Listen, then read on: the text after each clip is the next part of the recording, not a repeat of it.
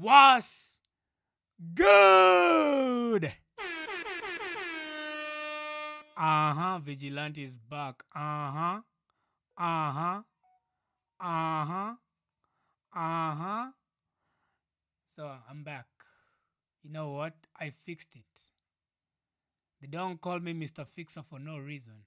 I fixed my YouTube stream. We are back live again. They try to take us down, but they cannot. We still stand strong every single day. Kuwa fundi wa mitambo, bro. I'm the best content creator. You know why? Because I do it by myself. I do this shit by myself. I come to this idea. I'm out here every single day, and I have to apologize to my fan base that I disappointed yesterday. So let me give you a quick rundown before we get into the topic. Because the topic of the day is Khalif Kairo, Mwafreeka from that bullshit podcast, IKO NINI, and also a guy who was in that show by the name of Clement. I've taken interest in this topic for a couple of reasons. And I'm going to share to you some of the reasons as to why I have taken interest into this particular topic. But before I do, oh my gosh, this music is going to interrupt my stream. You've got a brand new record. It's called... Oh my fucking goodness.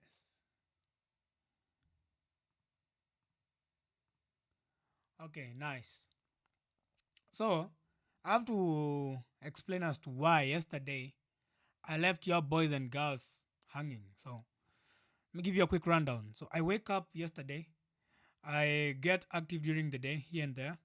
Clean my house. Arrange my house. Tidied up the place. And that was pretty much of the day that I spent yesterday. Then it came around 5 p.m. I was so tired. I was so exhausted from cleaning, arranging the house. This shit was untidy as fuck. It was dusty. I cleaned everything, my whole setup, took it down, wiped the whole desk, the desk, every equipment, nikazipanguza vizuri, nikamalizana na hiyo kazi, si ndo? So, by the time I was done, it was around like 5 p.m. But at this point, I'm exhausted. I'm a human being. So, you know what I do? I do what any typical human being would have done. I slept. Hear me out. I lie to myself, I'm going to sleep for 30 minutes, 10 minutes max. 10 minutes, 30 minutes max. So I lie to myself that. And I'm like, let me lay down and regain some energy. So when I wake up, take a shower, prepare for the stream yesterday. Bah.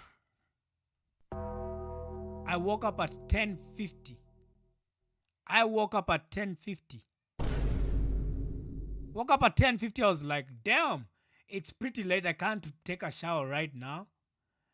The time is already past. I can't start streaming right now because that stream will be forced. So I'm nikajiambiaje, you know what, Vigilante, we live to fight another day. No excuses. I'm not here to make excuses. I take full accountability that yesterday I overslept. And after I woke up at 10:50, guess what I did?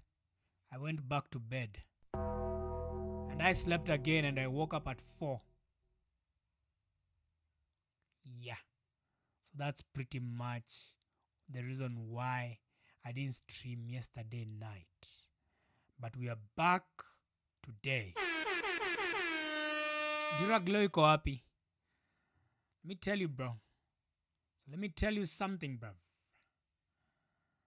The Durag, today we have a new look. People think I have a big forehead or something. Is my forehead that big, actually? Goitebeng? Do you think I have a ridiculous big ass forehead? Because people think I have a big ass forehead, but I think my forehead is pretty normal. Other than being shiny. No, it's okay. Exactly, Thank you, my boy. Because somebody was telling me the other day, like, I have a big ass forehead. His name is Panther, but he's jealous because that day I had my Durag on. So today I came up here to prove them haters that Vigilante doesn't have a big ass forehead. As much as you try to purport that lie. got my clean hairline going, black hair, and it's not dirty. Cleaned it after I took a shower today. So yeah, big up to Vigilante's hair. And the reason why nimevaa hivi leo is because I think the topic of the day is pretty much what is the word? What is the word? It's pretty serious. So there's a topic that has been discussed here and there around Kenya about Khalif Kairo.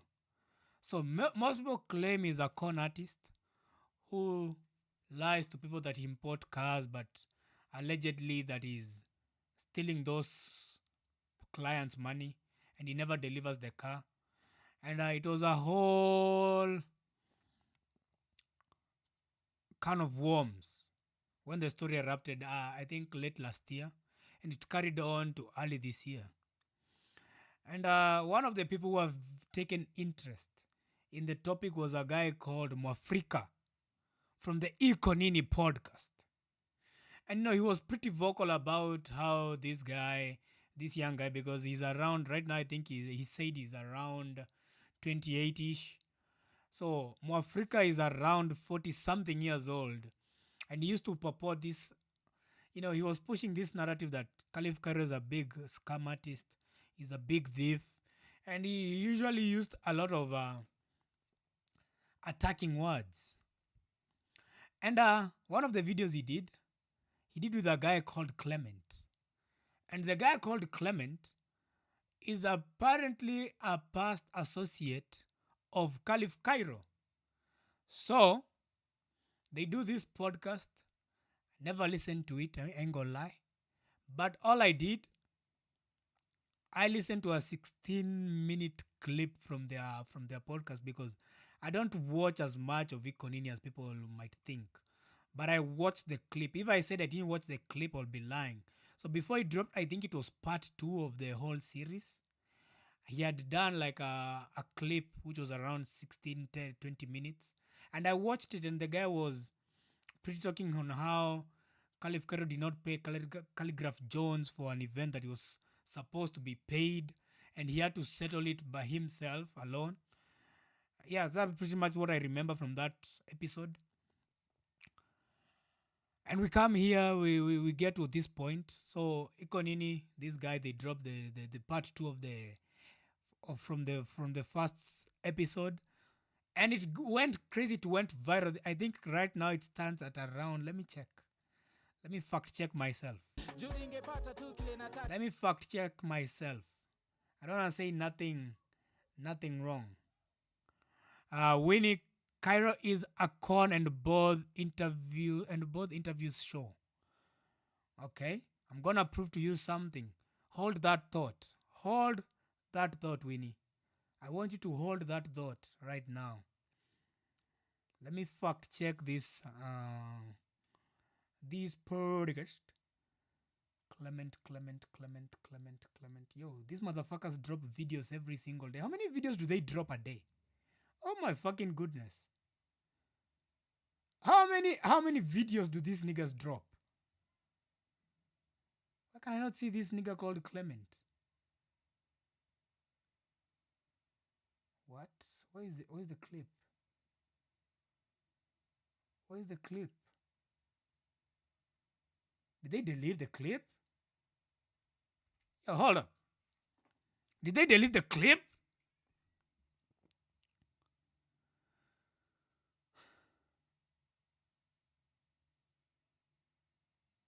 Ama mimi ndio sioni. Do you guys see the Clement thing? Tell me if you see it.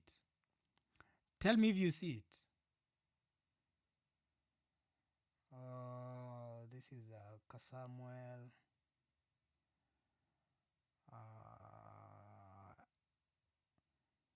Hold on, chat. I found it. Clement working with Khalif Kairo. Oh shit, they put it to members only. Why the fuck did he put it to members only? I think it was public. Why did he put it to This is now pretty suspicious. Is there like another part of Clement? No, it's the only one. It's the only one I can see. Yeah, Mwafreeka, this is why I don't respect you, bro.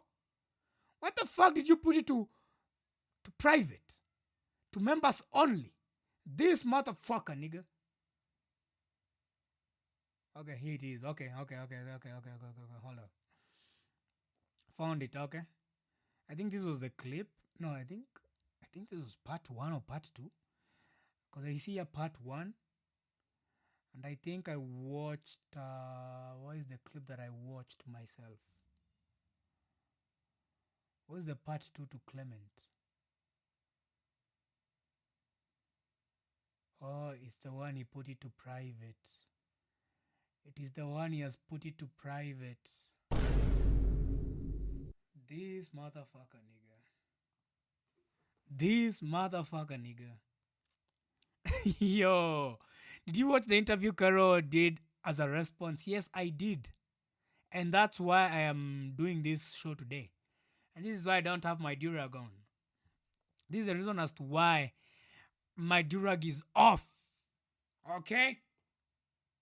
This is why I've graciously blessed you guys with my hair. Okay? This is the best good looking hair on the entire internet as we speak.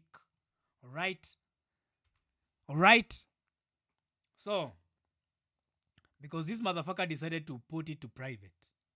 And you know, I never listened to the IKO NINI full episodes about Clement, Khalif Kairo bullshit. But what I did was on Sunday, I fucking sat down. Let me see if I can trace this nigga's channel. Every other time with Eric. Let me show you, nigga. Bro. This was serious. They put it on members only mode nimeona sahi. Exactly. Why the fuck did they do that? Why the fuck did they do that? He just posted one. Now let's check it out. Who posted one? Nad. What do you mean? Nigga, there's no fucking way I'm paying. There's no fucking way I'm paying $3 just to watch one episode. It's not like I'm an IKO NINI like fan. I'm not an IKO NINI fan. Okay? There's a new video about Kairo now. I watched it. I watched the response of, and I'm also going to get into that. What's good, Magzi? How you doing? Welcome to the Vigilante Evening Show. You know, we have never done an evening show. So the stream of the day starts early. So let me show you what I'm saying. So as you can see here, this is Khalif Kairo at this guy's channel. His name is Eric Iotwe or something. I don't know how to pronounce the name. This nigga dropped a 5-hour episode. 5 fucking hours, bro. And I commented. Let me show. I commented on the fucking video. Let me go to the comments. Vigilante is here, as you can see. This is what I said. Hello, Eric. Love the grind, but I have some queries to air to you. I am also an upcoming podcaster, and I might not have the numbers, but I will. But it will be really hard for new people to watch the whole 5-hour episode. I'm 2 hours in at 10:45 p.m. Nigga, I was watching this show at 10. Nigga, I started watching this shit at around 8. At this point, I was 2 hours in. And I was like, basically, and there's so many clips you could have posted to incentivize new audience to watch the full episode and create traction for your channel. Try splitting future episodes and also letting other people like Kairo voice their story. W Vigilante. W Vigilante. Big W to Vigilante, bro. I'm him. Dropping this comment. Let me highlight it. I'm him.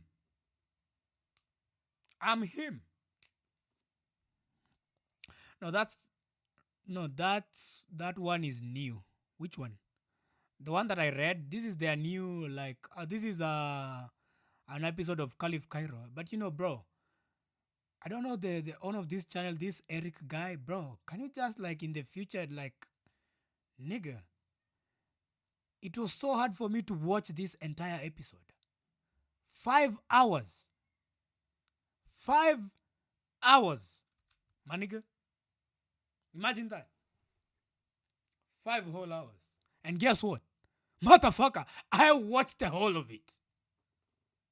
I watched it from the first second to the last. And you know what? I'm gonna say it. And I'm not sorry. If I hurt your feelings, get ready. I think Cairo is innocent.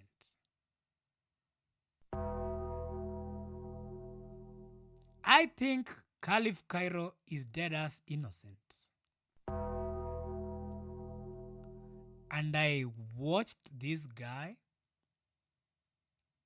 as I said, from the first minute to the last second. I watched it. I fought the urge of going to sleep just to watch this episode. I denied myself the luxury to go and sleep just to watch the whole of this episode.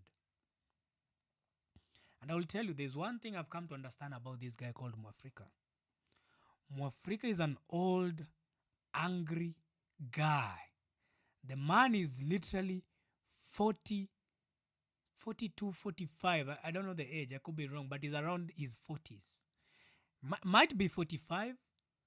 And huyu jamaa amezeeka na he has grown old with this bitterness towards young, successful people. And it's a trait that I've seen with him. And it stemmed with the first day that Andrew Kibe was taken down from YouTube. Okay? Okay? Don't attack me. Don't attack the messenger. This is my opinion. Hold up. Hold up. You think he's innocent? IKO NINI just dropped a video saying Cairo has been arrested on fraud. Again? Hold on.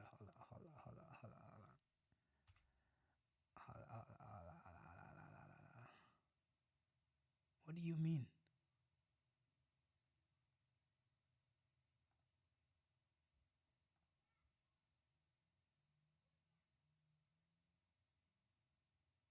What?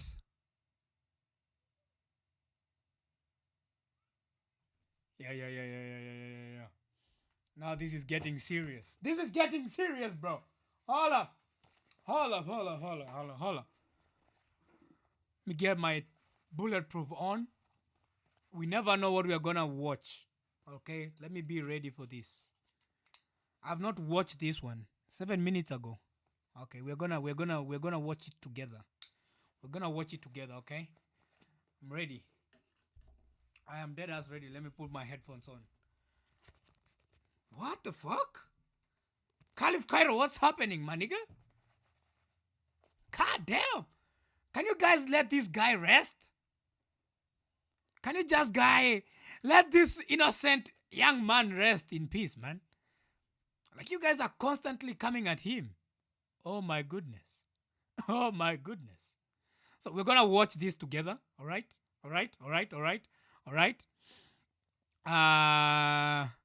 Whatever you have against Moav isn't bitter. Yo, I'm gonna explain to why I still think he's bitter. I will not change my point. Mwafreeka is a bitter guy. I swear. I'm not changing that point. Mwafreeka is still a bitter guy to me. And I have reasons as to why I think he's a bitter guy. I told you that nigga is a scam. Douchebag. Oh my days. Shots fired. Shots fired. This is my boy Dan Nerd. Mwaf always gives Gen Z their flowers tangu maandamano. That means nothing. That means nothing. That means nothing. Ain't gonna lie. That means nothing. That means nothing. Nothing. Don't be quick to believe those people like Cairo. I said my opinion. I think he's innocent. I'll explain as to why I think the guy is innocent. Based on if you guys watch the full 5 hour on the Eric podcast, you're going to understand as to why a guy like me will claim he's innocent. I could be wrong. I don't have all the answers. I could be wrong. But I watched the whole 5 hours. And this guy came with receipt after receipt after receipt. And you know what?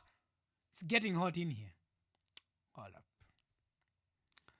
It's getting hot in here. When it gets hot, the shot has to come off. The shot has to come off. All right? So this is what we're going to do. Should I take off the shot? Chat, should I take off the shot? Yes or no? Yes or no? And also start watching podcast ya Rapture. Na so amezeeka like mimi na watu hizi reason pamoja like things that they always talk just about politics. I don't like politics. Politics is a boring topic to talk about the whole day. The whole fucking IKO NINI podcast is full of politics. I'm not interested in politics. There's a lot of things we can talk about, not politics every time. Spendangi vitu za politics. If it does something separate from politics, I might give it a try. But if it's politics like their main channel, nah. I ain't doing that. Okay, you watched both? Alright. Mi na basi tunaweza reason pamoja kama uliwatch zote. Kama uliwatch zote ni sawa. Mwaf is a bitter old motherfucker. That's done games. What? Mbona sioni comments za done? Zingine sizioni. Dan, can you comment something new? What the fuck? Oh my god. He came to assassinate his ex-friend's character but really exposed himself. We're going to get to that. Yo, that's my friend. Rapture never talks about politics. Kama ongelangi politics. Okay, now I can see your comments done. If he doesn't talk about politics, what does he talk about though? Okay, before we deviate, let me just watch this. Tujue ujama ameshikiwa nini. And let's see how bitter Mwaf is, because I'm sure on this, I've not watched it yet. As you guys can see, Nindo menipea the story. I've not watched it. It dropped 7 minutes ago when I'm live. And I'm sure this girl will be talking something negative. Just hold your horses. IKO NINI. So the latest news ni Khalif Kairo amekuwa arrested again. And najua ukisikia nikisema hivyo unaanza kuanda, is this a video from January ama what's happening? Am I repeating myself? Hii ni video ya 25th of March 2025.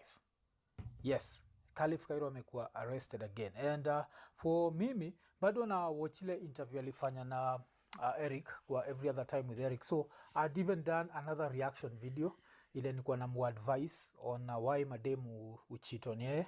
So na check hata kulikuwa mpaka ilikuwa hii video ilikuwa ready ku drop, but sasa imebidi tu hold back kidogo. So video ilikuwa inaitwa Why Girls Cheat on Cairo, cause nilikuwa na react to one part where aliulizwa na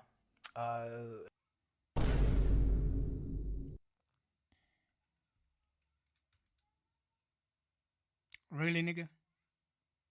Really, nigga? Really, my nigga? that's a good fun. Yes. Women I was dating. How bad does Sasa imebidi tu hold back kidogo. So video ilikuwa inaitwa Why Girls Cheat on Cairo, cause nilikuwa na react to one part where aliulizwa na Eric that kwa nini alienda pa kipigia bibi ya mtu like saa 6 usiku kumwambia that the husband was cheating, and akaenda up reply why. And so hii video mtaniambia kama mnataka baadaye ni drop ama nisi drop, but basically the video was a reaction to this part. No. how bad does it get though? That Bro, you- let me tell you. that you text his wife. Because Hatujafika hapo. And I'll tell you the reason why I texted his wife. And this is going to be very controversial. But at this point, I'm like, fuck it. because the narrative, you're a dude, you know, guy code. I'm a married guy. I believe in fidelity. I want you guys, as much as you people hate Cairo at this point, Because I know there's a lot of people who hate him. But man to man, apparently this guy texted this Clement guy's wife. I don't know the guy. I don't know who Clement is. Because all I watched was a clip from IKO NINI. But this story goes deeper than you guys think. That's what he said. Alright? If you actually listen to the entire 5-hour thing, these are two guys who started a business together. Or one party brought another party into the business or something. And walifika mahali wakakosana. And you guys know, once watu wamekosana, everybody has their story. Alright? So, pia, we cannot discredit what Khalif Kairo says. Unajua watu watasema ako na utoto, but the time he was dealing with this guy was around 32 years old. Khalif Kairo at the point he was 22 years old. Imagine that! He was rolling with a guy who was 30 while he was 20. And he was, basically, according to his words, he was the brains of the business. I don't know how that true might be. Maybe alikuwa anajigas, maybe he was glazing himself. But one of the key points was that he texted this guy's wife and told his wife that this nigga is cheating on him. At first, Ademir was like, why would you snitch on a nigga hata kama mmekosana, you know? It did not make sense to me at that point. But he gave a reason as to why he texted this Clement's wife. And I want you guys to hear it from him, not from me, all right? All right? The calling of the wife happened when they were still friends. I know, but he had a reason as to why he did it. And I want you guys to hear the reason. For the people who don't know the reason as to why Kairo texted this nigga's wife. All right? Take a listen. But I would never snitch on someone for infidelity. Let me ask you a theoretical question. Let's assume I'm married. Will you sleep with my wife? Of course not. Thank you. What's your point? Clement had affairs with 2 women I was dating. I check your part here. Clement had. Now I'm going to ask you. All the guys in the chat, if it was me, Vigilante, who has slept with 2 of your girlfriends, would you let it slide? Or what will you do? Will you text my wife and tell her, yo, your man's cheating on you? If it's true, he's clearly justified. I don't care if you're going to call it immaturity, but if Clement slept with his girlfriends, it's justified. It's justified. Call it childish all you want. The guy is clearly justified. Bro, there's no fucking way you're gonna... If you don't... You know, this guy clearly showed Kairo that he doesn't respect his boundaries. To the point that you sleep with my own bitch? Nigga, who the fuck do you think you are? Who the fuck do you think you are to sleep with my wife?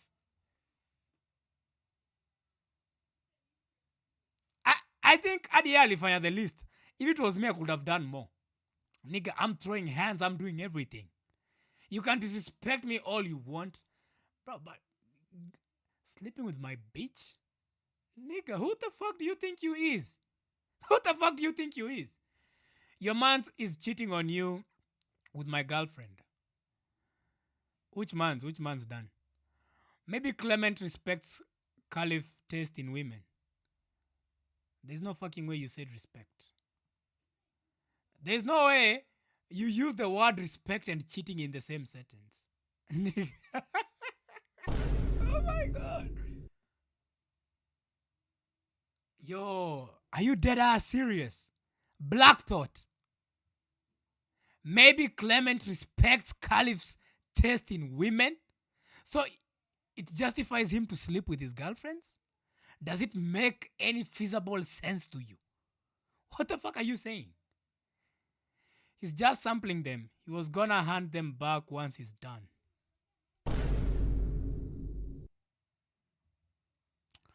Clearly, this guy is just a troll. He wants to be funny. He thinks he's funny. And we're gonna give it to him. Nigga thinks he's funny. The nigga thinks he's funny. He just wanted to experience what Khalif was experiencing. Oh my goodness. I don't know what to say to that. Dan says, si umesema Clement alikuwa anadishi mangeus wa Cairo. Saa siyo ye ni Cairo anaenda kuambia bibi ya Clement. Saa si hiyo ni Cairo. Dan, what the fuck are you saying, bro? Bro code inasema you don't snitch. Girlfriend na wife lanes tofauti. Winnie, let me teach you something about bro code that you guys don't understand. So bro code is deeper than you chiles think. Bro code is not the fact that you and I we are men ati kuna bro code by default. Bro code is only given to a few selected individuals who you give them your respect as a man. Alright? Mse unajua, this guy has your back whether through thick and thin. Akona wewe. But if this guy is actively sleeping with your bitch, the bro code is dead from there on. Okay? That brotherhood is dead. Hapo hakuna bro zone anymore. So, Clement broke the bro code. So even if Cairo snitched on him, he was paying. Unajua, angetaka angelala na bibi yake, but nigga, as I said, he was 22 at that age. This nigga was 33. Plus, you guys have to take it to account that Khalif Kairo was 22 years old, 23, 24 maximum, during all this fiasco. Could be wrong, but I think he was around 24, 25. Apo alikuwa that age of maturity. You know, so obviously he's gonna do some dumb shit. He's gonna do some dumb shit. If it was me, nigga, I'm throwing hands, nigga. Anyway, I'm lying. I'm lying. You cut me. Okay. I'm lying. I would have done nothing. Meaning get after 2 days mwingine, to be honest. I mean, I don't have time to fight over a bitch. Nigga, I got no time to fight over a bitch, nigga. Let me tell you, vigilante, if you find yourself in a point where messing with someone's wife, dude, you're just be lame. That's not a girlfriend. All right, that's my boy Dan. Actually, Dan, give the story that when we called your girlfriend. Yo, guys, I was here the last time. This nigga gave me his girl's number. We called his girl on stream. Okay? I asked her to name the name of her boyfriend so that she can be given a gift. Guess what? She said she's gonna remain silent. And I don't know who's gonna tell my boy Nard the truth. Who is gonna do the dirty work for me? I know. Future, come here. She belongs to the streets. Thank you. Nard, first of all, fix your house, bro. I've not forgotten. Cairo is puny. Why do you people hate Cairo so bad, though? I don't understand why you niggas hate Cairo. Where umesahau comments zinakuja before. Unasahau comments zimekuja before. Comments gani? Bro code only applies to friends, not associates. Thank you. So, Cairo and this guy were not brothers. They were just business associates. Who, one associate aliamua. Naambia, ikitu ilikuwa deep. And you know, Mwaf is a fucking liar because ameclippy part yenye Cairo alisema hivyo. Actually, let's finish this before I go deeper to this topic. I had an affair with 2 women I was dating. So kama mtu ameishi na amekunywa chumvi mob huku duniani, nikaamua kudo a video where I was advising him on how to make sure that the next time hajachezwa na mademo wake. Ujamana jonangala joa kila. Who do you think you are? Do you think you're a therapist or something, Mwafreeka? I want to advise him. As who? You're not his father. Nigga, go advise your kids. Look at this dumbass idiot, bro. So yo why girls stick on Vexing Cairo, me. I'm still debating kama maybe time imeipita, but kama uja watch every other time with Eric episode 36, make sure umewatch. So now wacha to go back to history ya Cairo. So Cairo amekuwa arrested today, and I think problem ya Cairo waga moja. First of all, it's the arrogance. Like one of the images coming from his arrest ni image yuko na handcuffs and he's smiling. Najua, so kuna hiyo part yuko na handcuffs and he's smiling. Alafu pia kulikuwa na an actual video. It's very short, but What the fuck? You want him to cry? Do you want him to cry? Ndio ujue amekuwa arrested. Do you want the nigga to go on his knees crying? Hold up. I think problem ya Cairo waga moja. Ujamaa na akili. Naambianga this guy called Mwafreeka, yeye na common sense ni hivi. Wameachana na mbali. So because the guy was arrested crying, smiling. You need to attack the nigga because he was smiling because he got arrested. So what? So what? Yes, he was smiling. So what? So what? When did you start shouting? The day that niggas like Mwafreeka start talking bullshit. That's the day I started shouting. Okay. Ujamana Andrew Kibe niliwaambia hivi. And you know, I have written it down. You niggas are 40 years old. Leave podcasting to the young generation. You have no business online. You got no business, my nigga. Focus on talking about politics. Mambo ingine za watu kucheat, Cairo sijui kuuza magari, mambo ya kuscam, tuachie sisi. We shall deal with Cairo. Cairo is a Gen Z, and as a fellow Gen Z, it's my responsibility to take care and to handle the situation, to handle the case. Okay? You have no business in this jurisdiction, Mwafreeka. This is my jurisdiction. How about you stick to your own jurisdiction about politics? Stop meddling in Gen Z affairs. Mwafreeka, this is my warning to you. Stop meddling in Gen Z affairs. Focus on politics, you old ass fool. You think you know everything? You think you're the advisor of people on this app called YouTube. Nigga, listen. You know nothing.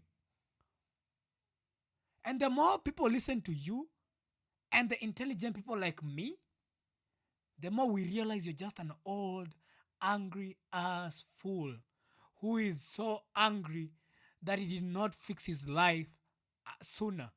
This is a guy, you know what? Mtaanza kusema I'm hating, you know. That's the thing, that when you say something in Kenya, they're gonna say, oh, Vigilante, you're just being a hater. I'm not. I'm just saying the truth. You know, I'm vexed. Vigi podcasting has no age limit. Don't be an ageist. What the fuck does an ageist mean? Oh my goodness. Don't be an ageist is crazy. Crazy. Mi najua Mwaf ni puny, lakini kwa history pia Cairo ni puny. Mi sisemi Cairo is innocent. I'm not saying the guy is innocent, but Mwafreeka ameturn Cairo kukua sijui nini yake. Like he has been attacking this young guy. Cairo is only 28 years old. This guy made his first billion when he was 24. Yo, hold up. Cairo made his first billion when he was 25 years old. Mwafreeka hajaishika 1 billion, ajue the art of being a businessman at such a young age. So Mwafreeka anakanga chini hivi anafikiria kijana alimoutsmart hiyo age yake. Hiyo kitu msumbua vibaya sana. Ndio maana he attacks Cairo because he points out the insecurities that stem from him. Hizi ni insecurities zake anaongelea. So when you hear Mwafreeka address Cairo, just know these are the insecurities of Mwafreeka being aired out. Deadass. You don't know IKO NINI. They were always anti-politics. Anti-politics, here they are now. Every episode they make, Salasia, hadi mimi sijuangi majina zao. Sijui ni MP ama ni senator, sijui amepigwa juzi. I don't know him. Nasikia amepigwa. Somebody told me, yo, Vigilante, make a video about this guy who was attacked. Nigga, I don't have fucking any interest in that. That's not my field. Mimi nisema hivyo. Nasema, my lane is poor. This is what I do. Me, I don't like about politics. Me, hadi nikisikia sijui nani amepigwa wapi. Guess what? Vigilante is not going to talk about anything political. Ever. Mark my words. Editor in the future, when I have 1 million subscribers, edit this part and remind everyone. Remind everybody I said this when I was 25 years old. Remind them I said I will never engage in politics. Mr. Editor in the future. Mark this date. This is the 25th of March 2025. Okay? Future editor, thank you. Well, kwanza Kibe anakukujia. I don't fucking care. That's another old washed guy who is not relevant anymore. Okay? Ageism is ageism. Winile unanibamba.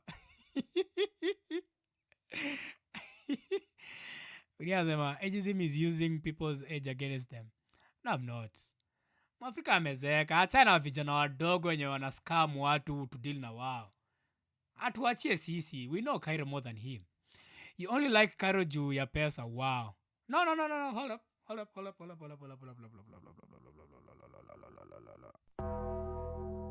There is nowhere I've said I like Kairo. First of all I said I think he's innocent. I didn't say I like him. Whether he's scammed people or not, I don't know. That's why your case iko kwa koti. They're going to decide who's the liar. But from where I stand, after listening to that 5-hour, maybe it was pure bullshit that he was spewing. Maybe ujamaa tu alikuwa atudanganya. Who knows? But one thing I know, Mwafreeka is out to get Kairo. Mark my words. Hiyo ashazeeka. Huyo bro, nadu una type ni kwani keyboard yako atumia simu gani? Hiyo ashazeeka bro. Mimi nilishika hiyo do nikiwa 20 lakini msinikujie. Okay, come have millionaires in the chat who never donate.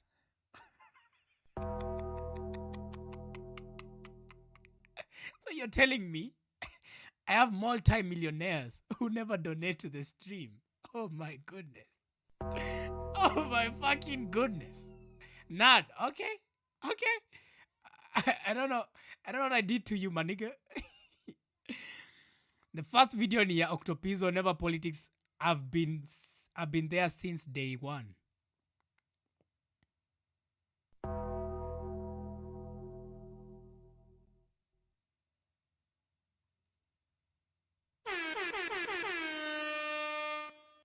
Winnie, I'm not applauding you because you've been there with Mwaf since day one. I'm applauding you because you're also now here with me in my day one. So in the future, this will be you going on other platforms defending me. Mkisema, guys, I have known Vigilante for long, and I will tell you, Vigilante is a nice guy. And you know, wacha nikuambie kwanza Winnie why I don't like Mwafreeka. First of all, this guy, when Kibe was suspended, account yake ilikuwa banned from YouTube. This nigga said he can sell out for money. This nigga dead ass said, as long as the money is right, alizimadi as a dinyorasa.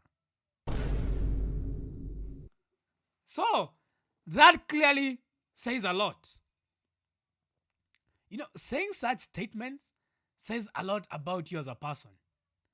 If you openly admit that you can sell out, and that is Mwafreeka to you.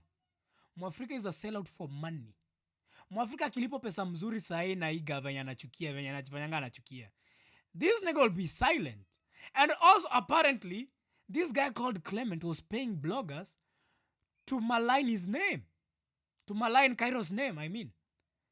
He was paying bloggers to go and malign the name of Kairo. And Clement is not even a known guy. Now, one thing I know about this podcast, they always bring people who are well known. I don't watch them, but every nini hizo pop-ups zinatokianga because sometimes they pop up those nini recommendations kwa YouTube feed yangu. They clearly always talk about politics, maybe alete msanii here and there, but this is a guy that is not known in the internet. But how did he end up in the IKO NINI podcast? You have to ask yourself so many questions. So many questions. All right? And Kairo called it out kwa that every other time with Eric. That episode. He called it out. And he was asking, Mwafreeka, was he paid? Because ujamaa ukiona venye aliconduct your interview, as a person who is interviewing, let me ask you something. Winnie, if today I was to hear something negative about you, no. Ama ile time the drama, we're not going to dwell to the drama, but what mtu akikuharibia jina, I think I was the first person, when I heard of it, I text and ask first, is it true what I am hearing? That's what I did. So where is the professionalism from Mwafreeka? Instead of calling Kairo and conducting an interview with him to find out his version of the story, this puny ass guy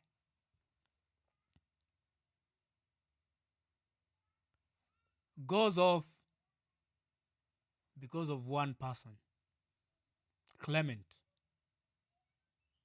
And I will tell you, I know the voice. When I was listening to that particular clip and the things that Kairo said, he might be a scammer. I ain't gonna lie. Maybe Kairo is scammer. The court will eventually find the truth for us. But other than the car thing, other than the kukosa kudeliver magari za clients, other than that, whatever he said about this guy called Clement is actually true. Because if you actually listen to what this guy was saying, na zile vitu Kairo alikuwa anasema, they align with each other. And this guy, ali drop irrefutable evidence. Kairo came with tea, screenshots, tuliziona, messages. And whatever this guy was apparently saying, because as I've said, I have not watched the whole interview because Mwafreeka has now decided to put it to members only.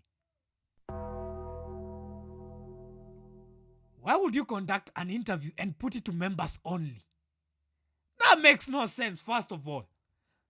That makes no sense. What was the point of doing the interview in the first place if your end goal was to put it to members only? Makes no sense. Mwaf turned down Clement's interview for a while. That's what he said. We are going off based on what he has said. We don't know if that was actually what happened qua ground. And if he did not want to do the interview, what switched his mind from I do not want to conduct an interview with you to I'm going to do an interview with you? What incentivized Mwafreeka to conduct this interview with this unknown person called Clement? Answer me that one question. Because the stories are not lining up. I see a lot of flaws in his statements. Kama utaki kufanya interview na mtu, ni kama wewe Winuni ambaye unataka kufanya interview na mimi, nikatae. But weeks later, ni drop live, ama ni drop a video, an episode, having an interview with you. And then I say, at first, I did not want to do an interview with you. But I don't give a reason as to why I decided to give you the interview.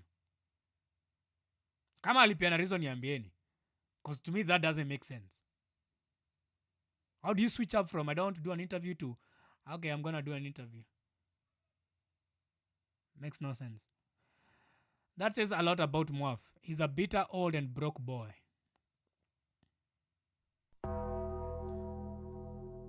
Well, I don't know anything about being broke because they have a good channel. Your star. I will not take it away from them here now. They have a good channel. The channel, these niggas drop, I think, 70 videos a day. Nigga. These niggas are on steroids. So they drop 70 videos a day.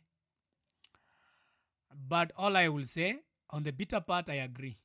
On the broke part, I don't agree. But you know, hii channel sijui nakuanga ya watu wangapi. Yeye, Rapture. There's another guy called akona jina beshte yangu Ian. That's number 3. Goja Mwafreeka, Rapture, Ian. And there's another guy. Kuna na jamaa mwingine. Anavanga ma sweatpant. What is the name? What's the name of the guy? Ule jamaa mwingine tango nani? Kwa hiyo show yao. What's the name? Oh my gosh, Sam. Anitango nani huyo jamaa mwingine? Nimesahau jina yake. 4 people.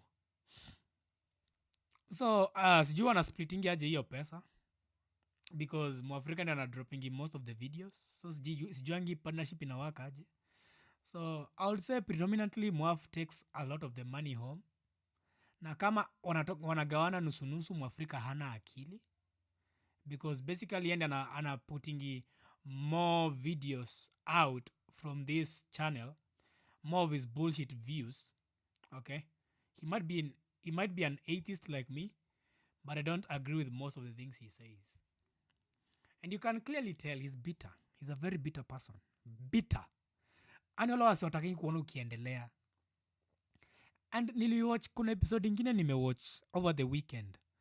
Another upcoming podcaster. Anaitwa Sajid. Sajid. So he's doing this like midnight rants za kunywa kahawa. And he has a different way of doing the interview. Like hadi kwenye kamera ameeka, it's different. I'll actually play the clip na mtaona venye Mwafreeka he was jealous. You could see from his face he was jealous. Alikuwa na kiwaru ndani ya roho.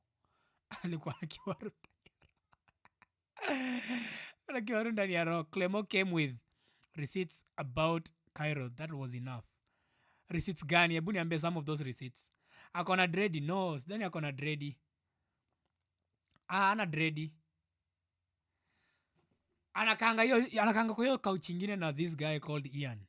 Nimesahau jina yake na jina yake kwa kichwa yangu mahali. Zach. Nice. Here we go. The other guy's name is Zach. Exactly, Zach. That's who I'm talking about. Zach. So sijui nani anaendanga na the most shares kwa hii kampuni yao. Because most of the videos reactions ni Mwafreeka anazifanyanga. Mimi ningekuwa yeye, you know what? Uncontroversial take. Me, I'll split and fend for myself. Kwanza role ya this Ian guy inakuanga gani? He barely says anything. What does this guy provide to this show? Ama maybe it's the audio guy. If you're the audio guy, stick to the audio thing. If you're the editing guy, stick to the editing part. Wacha kutokea kwa camera. What the fuck are you doing on camera? If you don't add any value. Bro, mi siwezi kaa na watu kama like those are leeches. That's what you call leeches. Mi nieke hiya 48 alafu pate they are splitting 25% each. Nigga. Oh my gosh. And you know, mi niko sure Mwafa na akili. Utapata wana split hii pesa nusu.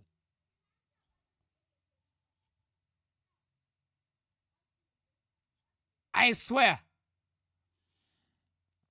Zach is a day one IKO NINI. He came back juicy. Okay, ndi alianzisha. Okay.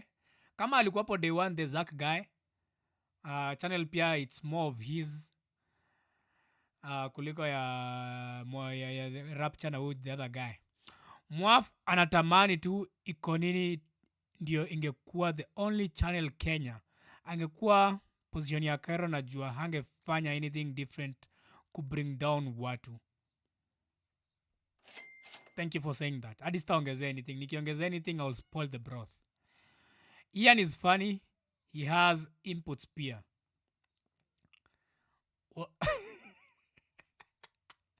Now, that statement, Winnie, is funny. What? Ian is funny? Okay, maybe he is. As I said, I don't watch IKO NINI. maybe the guy is funny. But the few times I've watched their shit, I'm always like, what is the role of this guy? Swali tunajulizanga. What is the role of this side character? Ni kama ukienda ethic, kuna ule msanii tu kazi yake tu ni kujazilia chorus. Like in every group there's always those people who are just there to just fill the void. Na mimi ningekuwa wao, I cut you off. I'm like, you don't add any value. Wewe kama kazi yako ni audio, mimi nitakulipa the audio thing. Kula tao zako 2. But tufike mahali we are splitting shares.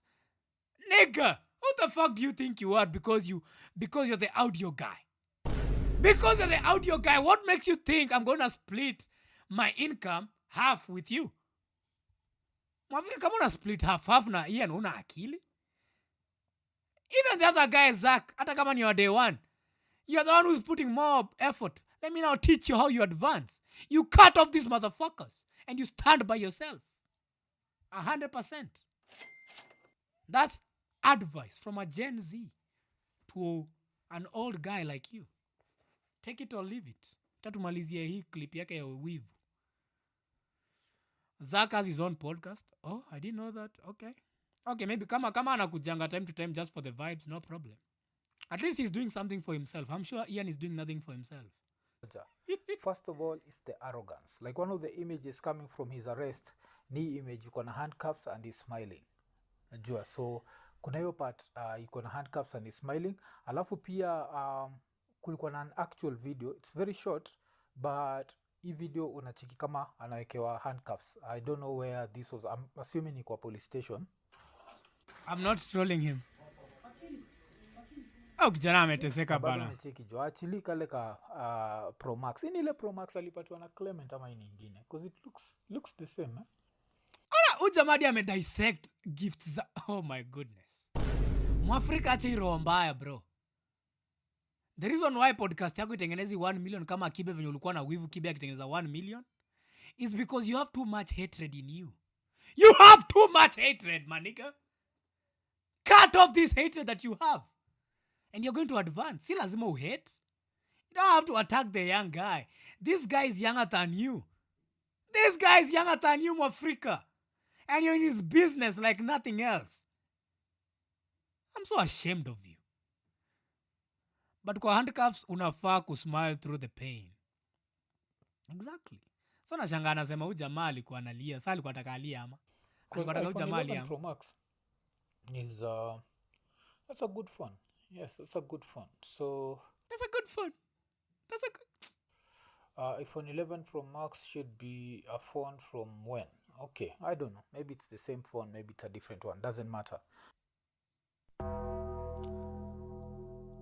As I say, bitterness. But still now, in the process, of course, ama Karau walimuarrest. Alafu walimuarrest because alikuwa ameenda kwa mention ya one of those fraud cases zilikuwa nazo. Alafu wakamuarrest again. And this time inasemekana amearrestiwa because of an undelivered BMW. Lakini sasa history ya BMW inanishtua because I've heard this before. History yake ya kuwa arrested because of a BMW. It's one of the stories that I'd covered much earlier. So vile nilicheki Cyprian Nyakundi amepost that umse amekuwa arrested juu ya BMW.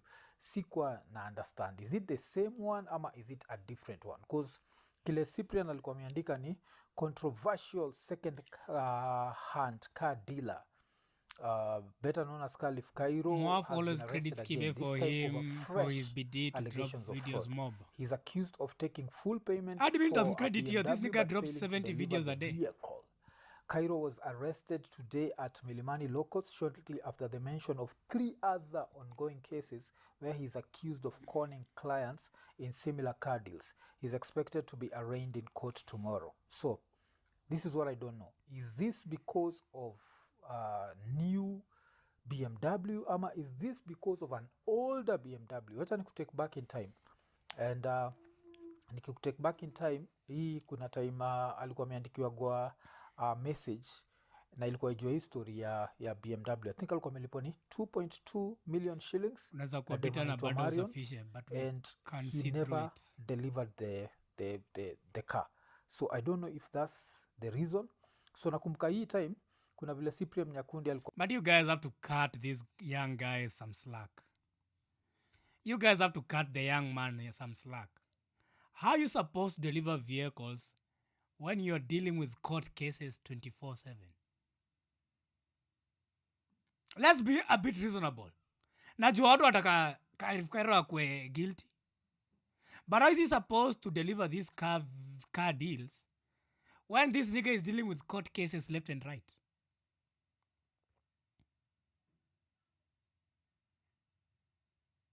Answer me that one question. ameandika hi Cyprian alikuwa ameandikiwa letter na huyo dem anaitwa Marion, akaandika Khalif Kairo has robbed me of 2.22 million. I paid him this amount and he's not delivered my BMW. I have all the receipts and screenshots as proof. This guy is a thief. I've been given a notice that my car is being auctioned in Mombasa and this guy is doing nothing about it. Khalif Kairo is a thief. I sent him 2.22 million to his KCB account and I have all the receipts. The suppliers have confirmed that Khalif never paid them. Wait, what?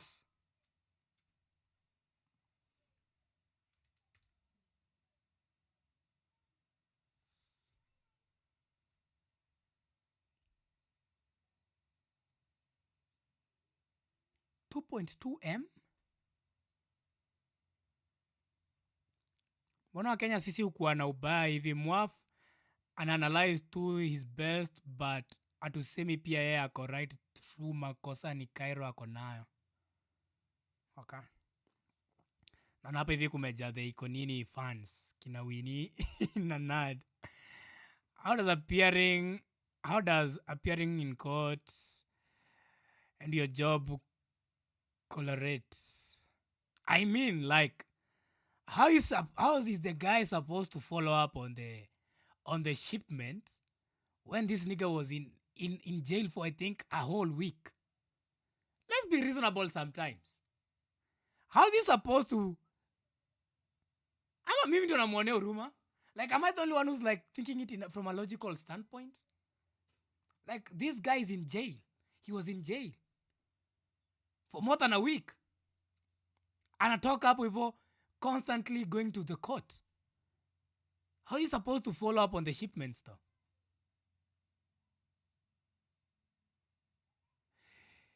He shouldn't agree to deliver cars then. Bro, I swear, the EKC, it's deeper than you guys think. Especially when you go and understand what the past between Clement and Cairo is. These were business partners at some point. And Clement apparently alikuwa menini. Alikuwa anona Cairo is. Remember, I want us to remember, Cairo was too young working with this guy. Not too young, he was young. He was 22, 23 while he was dealing with this guy. And this guy was trying to exploit and take advantage of his business. Imports by Cairo. And walikuwa wameshikana na another guy called Ibra or something. Yeah, his name was Ibra. If you go and listen to the whole Every Other Time with Eric, that 5-hour thing, mimi nilisikiza yote.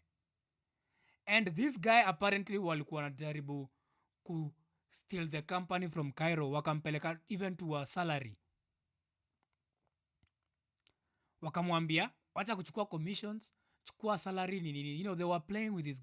Unajua Cairo was so young and he was dealing with guys who were in their 30s. So alikuwa na kale kawoga ka kurebel.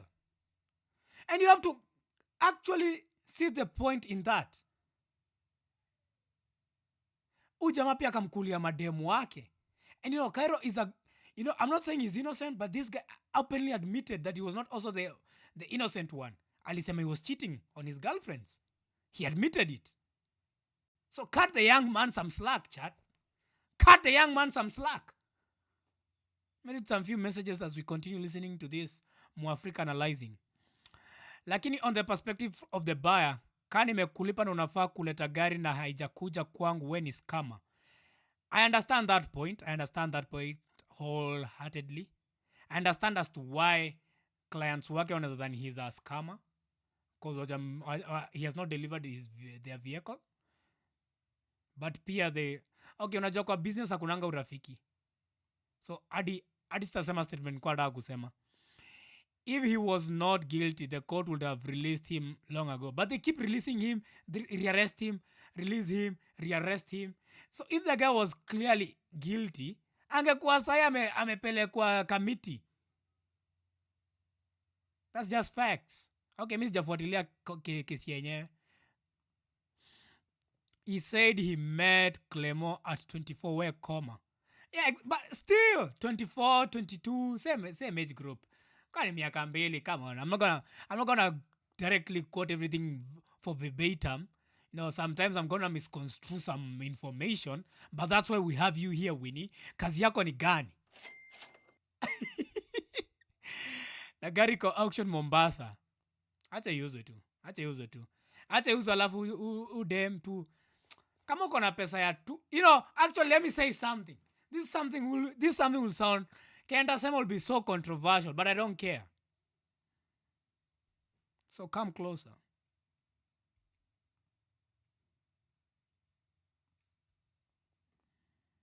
It's not, even if Cairo turns out to be a scammer. Okay, chat. Listen, big brain vigilante now. I blame the client. Ask me why. I blame the client. Ask me why, and I'll give you a reason. Ask me why right now. Anybody, anyone, ask me why. Ask me why. Ask me why. Ask me why. Thank you. I'm having a field day. Acha ujinga viji. Umeamua kukua Kanye West. Better. So, here's my reasoning. So, let's use Dan as an example. Let me say Dan is the businessman. Dan imports tutoe magari. Okay, I'm a streamer. Let's say Dan imports cameras. By the way, anyone who wants to support, I've not pinned my hold up.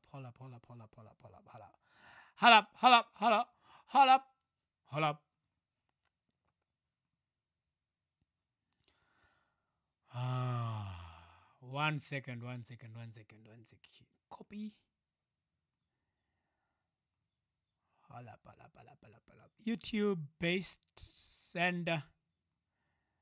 Me pin this on YouTube.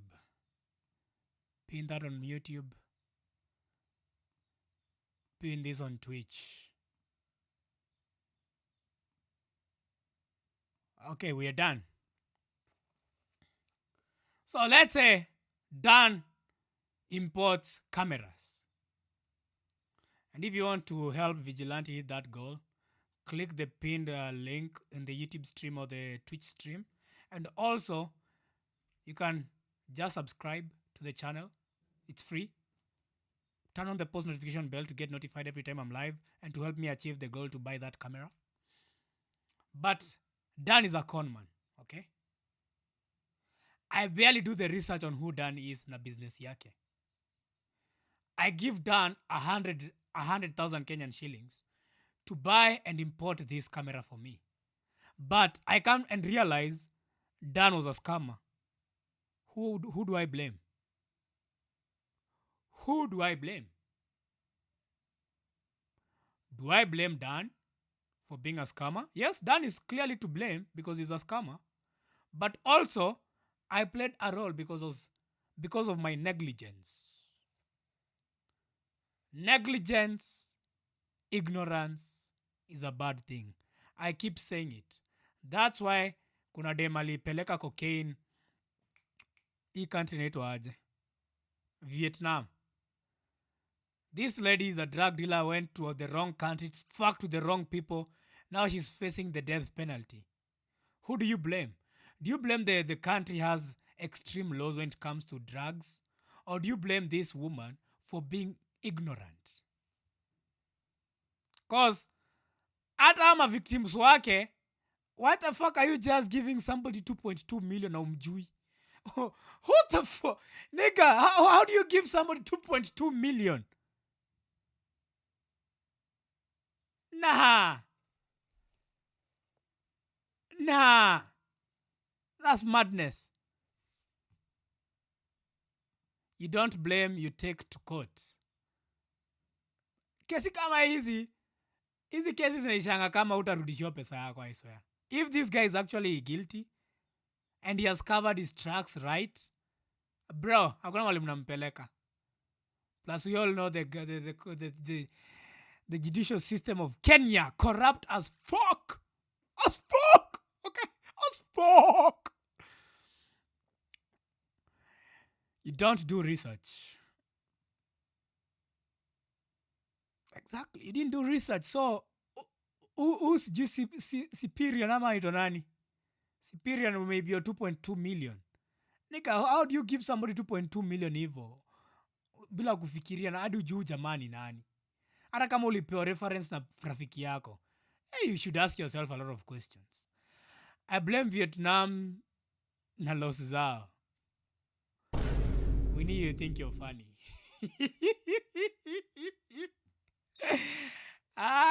Okay. And then muambie wapunguze hizo law zao, warudishie Mkenya wenyewe asinyongwe. Atanyongwa na hakuna kitu mtafanya. Actually Udem alinyonga ngama aliyasamehewa. I didn't follow up on the story. Maybe listen to it. Wacha tumalizie hii shit ya Mwafreeka. The car arrived in Mombasa on 21st December 2023. Damn. And has been there for 1 month and 1 week since Khalif Kairo never paid the supplier. Oh, I guess maybe in 2024. Kuzio ningeshindwa jo. Despite me sending him all the money as per the sales agreement. Now our cars are being auctioned. We've passed by his car yards and they are empty. The guy was planning to escape with our money. This is unacceptable. Please help me expose this fraudster. Thank you. And then the please help me. The desperation, it's the desperation for me. Nya kabaki share like the conversations alikuwa na have na Kairo. So one of the things Kairo alikuwa amemwandikia ni Marion, I'm working on a solution to resolve this issue. The other funds didn't come through. However, I had a backup plan which I'm sure will work out. Please give me today. I'm doing everything in my ability to solve this issue. The guy's not rude. So my car is being auctioned in Mombasa where you are busy lying about delivering my car. Joseph Waboy Kairo, you did not pay the supplier even a single shilling from the 2.22 million I paid to your KCB account on 7th September.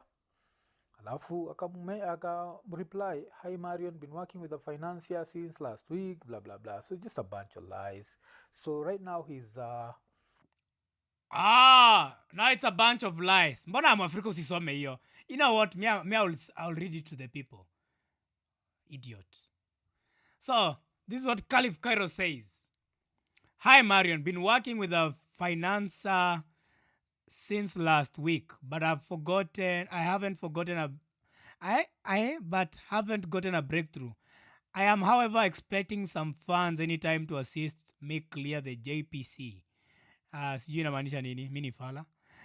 Allow me to communicate once I get a solid way forward. You forgot? You told me you have received the money on Monday. Marion, I am working on a solution to resolve this issue. The other funds did not come through. However, I had a backup plan which I am sure will work. Please give me today. I am doing everything in my ability to solve this issue. That's a good businessman. Good. Kairo, I applaud you. Thank you. Good customer service. This guy clearly cares for his customers. Sijui nyi wengine hapa mnashinda mkisema ni scammer mnamaanisha nini? The guy clearly wants to help resolve the issues that his clients are facing. Alafu kila mtu wako, Kairo is a scammer, but the guy is clearly like, yo, cut my guy some slack, my nigga. Week, blah blah blah. So just a bunch of lies. So right now he's back in court, and as he's back in court, he's gone back to the default setting. And the default settings za Kairo waga zero accountability. And the reason why he gets zero accountability is because people always rally around him alafu mnamfunika. So in the process he never learns. Nakumbuka kwa interview ya Clement alisema like when he stopped working with the previous lady alikuwa na work na yeye before anze kuwork na Clement, that previous lady alimwambiaga like you should have let Cairo hit rock bottom so that he learns something. He's never going to learn. Kumbuka ile time alikuwa na go through hizi shida zote, he ended up meeting Ahmed Nasir, alafu kwa paid a courtesy call to senior counsel Ahmed Nasir earlier today, and it was a privilege to get wise mentorship from him on a wide variety of topics ranging from law to business. Which business? Just deliver a car. This is not rocket science. You don't need Ahmed Nasir. You don't need anyone. You just need to deliver the freaking car. It's simple as that. But as I keep saying, this guy has perfected the art of never taking accountability. So after arrested, he had a problem with the fact that someone was filming him while he was at the police station, which makes no sense. So in the process akaongelesha nyinyi kama Wakristo, because nyinyi kama Wakristo mna need to come through. Aliandika kitu kama can't keep a man who's determined to win down. We will overcome everything. Keep praying for me, keep Amen. supporting and keep pushing me well. Amen. It's a tough economy that doesn't favor youth-driven enterprise. Amen. Lakini calm seas never make good sailors. Unacheki hapa? Mwaf, why are you hating on our Christian brother, Mwaf? I told you, Mwaf is bitter. Clearly, Cairo is a good person. This man goes to church, for crying out loud. This man goes to church, for crying out loud. What a wonderful message. And you know, you don't give it. You know, Ujamadi ameisoma vibaya. Let me reread it in a good Christian way. Can't keep a man who is determined to win down.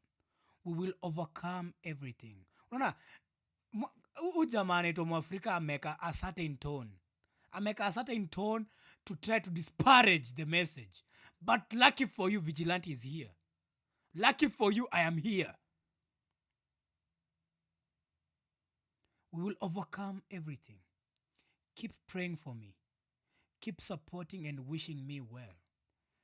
It's a tough economy that doesn't favor youth-driven enterprise. Lakini calm seas never make good sailors. Wise words from my guy called Cairo. Wise words. Wise words. Mwafreeka, I don't know what you have against Cairo, but this guy goes to church, for crying out loud. For crying out loud, why are you attacking the man? Man of God. He's young, he's an entrepreneur, and he's a Christian. What's wrong with that? I don't understand. Nothing about accountability. It's all about youth-driven enterprise. Okay, sawa. Alafu akaendelea. Anyway, in high spirits, we keep praying, we keep building, and we stay winning. Mimi siendi mahali na support yenu ndio inanipea saiki ya kuendelea. Kubounce back is guaranteed and we'll do great things that will inspire generations. He's in a minor setback. So, one thing I notice, he actually deleted one of the things that he tweeted, but I think I'd taken a screenshot of it, and apart from taking a screenshot of it, I think pia niliona kwa either SPM Buzz ama kwa Nairobi Gossip, but I'm going to share that screenshot. But basically kwa the screenshot, what he was saying is that his arrest was politically motivated, and this is what I don't like. Inaitangua a lot of self-importance. Political. Are we serious? Political. Samuel yuko hapa napigana na sisi juu tunataka atoke. Wewe unatuambia yuko na time yako. Ama kama si Samuel. Hold on. This guy is attacking the president. How dare you address the president like that, Mwafreeka? Don't you know something called the chain of command? That's not how you address your president. Do you think you're talking to Vigilante? Do you think you're talking to Vigilante, Mwafreeka? Mwafreeka, how dare you address the president like he's just a normal guy on YouTube? This guy, I told you, Mwafreeka has no respect to anyone. Mwafreeka has no respect. He doesn't respect Cairo. He doesn't respect the president. He doesn't respect anyone. He's just a narcissistic person who cares about himself and his own fucked up opinions.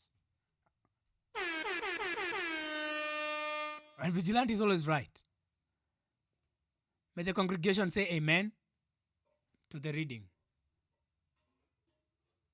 Who respects the president?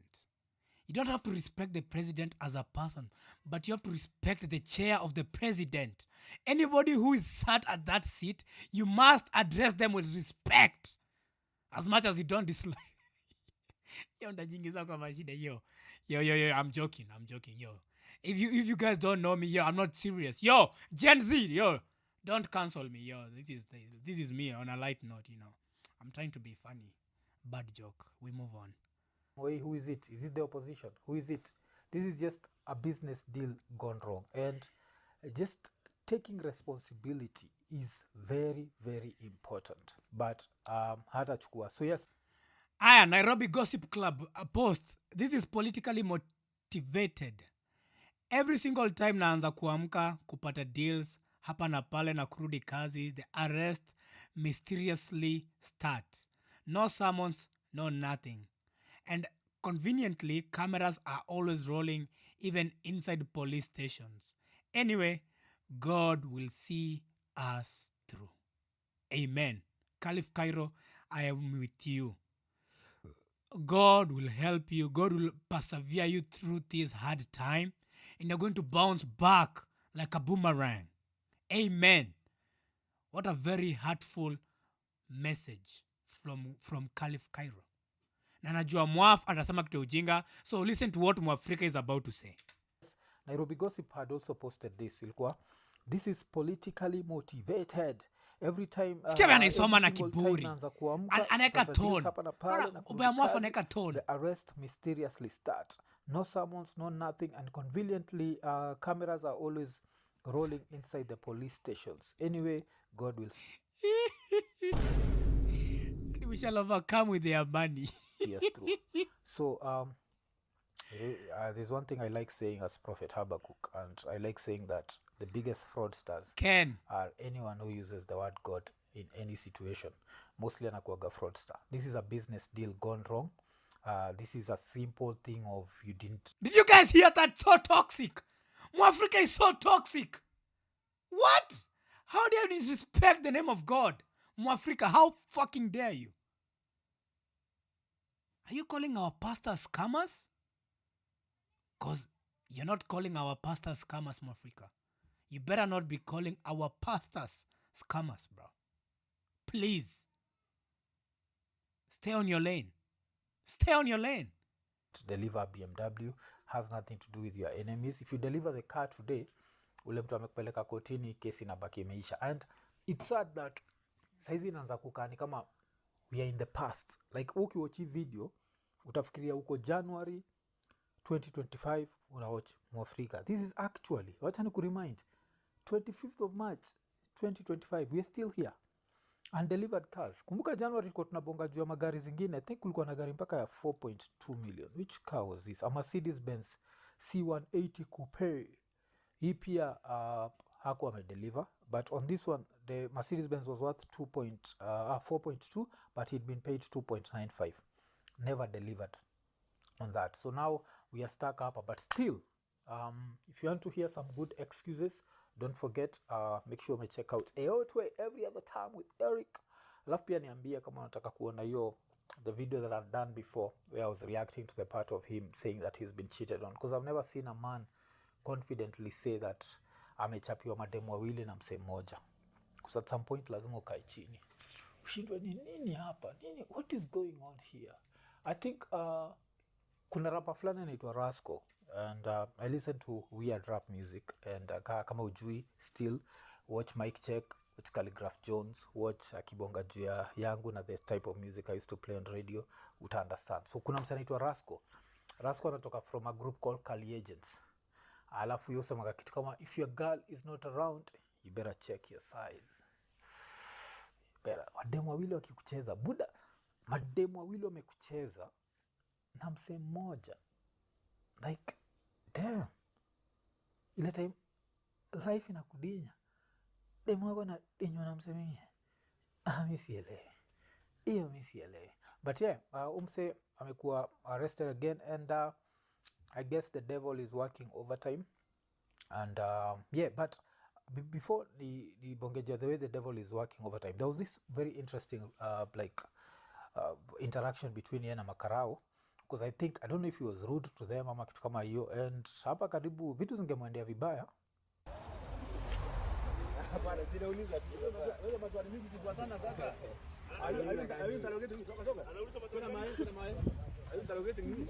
Ni kama ajui kitu amefanya. Bana. Maswali gani unauliza? Niaje? Nauliza kama gari ndio hii. Mecheki, so ni kama alikuwa anauliza gari anafaa kuingia, and as you can see, I think with these things sometimes nakunga Kairo alisema that I'm a paid actor, and when you're in such a situation you need to show humility. The first thing is, do not smile. The people who love you, What the fuck? Advice ya wapi? Ujamani mjinga, we msenge nini? So I should kiss the police? Ujamasi ushaishiko wewe Mwafrika. Ama tu unataka tu kupiga tu kelele. Ushaikuwa arrested. Did you want him to cry, to kneel down, beg for his life? What do you want the guy to do, Mwafrika? Make me understand. This nigga, bro.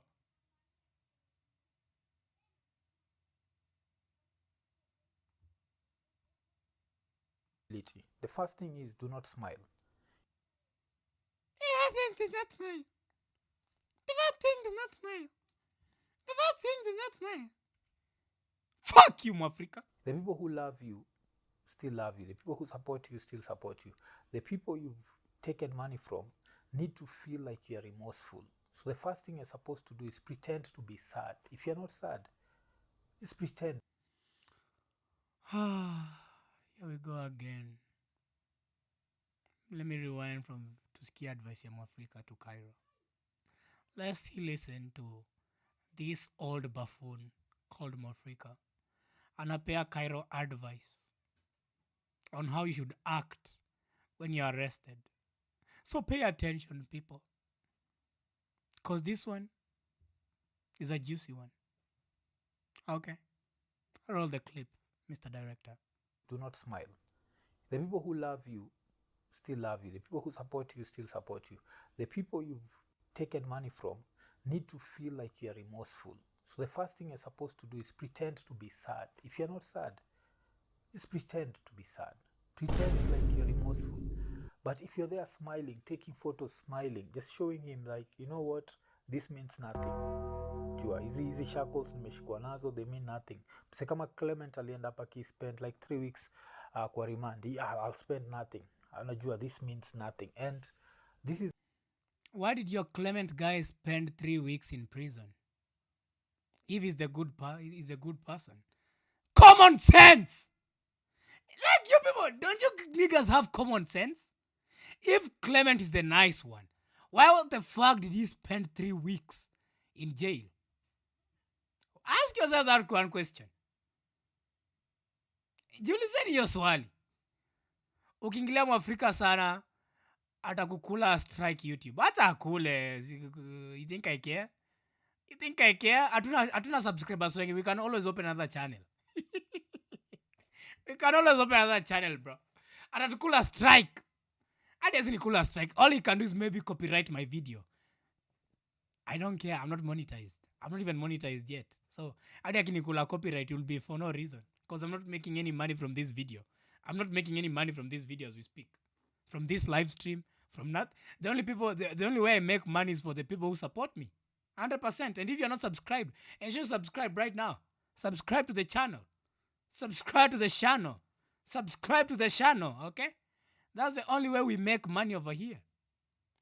And by donating to the stream. So, if you feel blessed, click on the pinned link in the YouTube chat. And if you're on TikTok, come over to the YouTube and subscribe as well. That's how we make money over here. So, acha jisumbua nipige copyrights. alikuwa anataka anil down hapo aanze kuomba. Mwafrika ana akili. Naambia huyu jamaa ana akili madhani mimi nimechizi. This guy almost 50, right? Yeah, he's 50. Ako hapo yeye na Kibe wanapelekana hivi, but Kibe ni mzee kumliko, but Kibe pia amezeka na ujinga mingi kuliko huyu. But pia huyu, they are competing for the most stupid person in their 50s. I don't know who's gonna win at the end of the year. Maybe it's Mwafrika, but currently Kibe is leading with the amount of stupidity ako nayo. Mwafrika is only but trailing behind. But akiendelea hivi, he has a good ceiling. Anaweza fikia Kibe and he can win the most stupid person on YouTube. Yeah. Your lagging voice and stream don't match. What do you mean my lagging voice? What do you mean by my lagging voice? We can always open another channel. Yeah, we can always open another channel.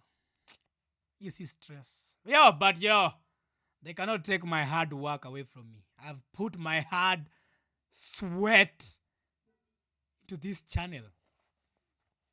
Hadi afadhali tupigane vita. We are now at 337 subscribers. On the road to 500. Almost hitting that public watch hours. Ndio tukue monetized. Once we are monetized, chat, I am taking over Nairobi. I stream on 3 platforms every single day. YouTube, Twitch, TikTok. I do it by myself. Have no team, make no excuses. I still do it. I don't make no excuses. No excuses. Ambia watu wa TikTok wote wakuje YouTube. You've heard the man. Everybody who's on TikTok, go over to the YouTube stream and ensure when you join the stream, you give me a hello and you like the stream. And if you're on YouTube, make sure you are liking the stream. All right? I tell you that because I have ever seen it happen before. Kenyans ukuwa hater sana. Kama anaweza fanya kitu kama hiyo ina prove mwafu tu, nawaambia roho mbaya ni kitu mbaya. Roho mbaya. This is how you end up na more problems, because it just shows some remorse. Wacha watu wote wale wamepoteza magari zao, watu waja receive gari, wa feel like, you know what, this guy to a certain level, he's feeling the pain. But if you have my 2.95 million, or you have my 2.22 million, because I'm assuming this has to be the same BMW case.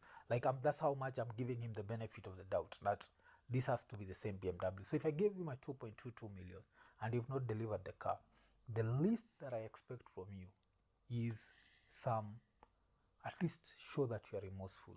Najua, usigu hapo una smile, unanionyesha like this is just like a small hurdle in this whole thing. No. This is my 2.22 million. I need my BMW. What is happening? Nini imefanyikia gari yangu? Damn, naongea juu hiyo BMW mpaka nikafilika ni yangu jo. Okay. Anyway, tutatry kufuata. Kieni. Huyu jamaa atamani vitu za wenyewe. The amount of bitterness Mwafrika uko nayo, bro. You need to fix it. Hizi story and tutacheki kama hiyo video ya kumteach ya kutodinyiwa dem ni worth it. Ataweza kuiwatch akiwa kwa reminder mazi, ama akiwa kwa cell. Should I still release it ama tungoja mpaka ile time atakuwa free? IKO NINI.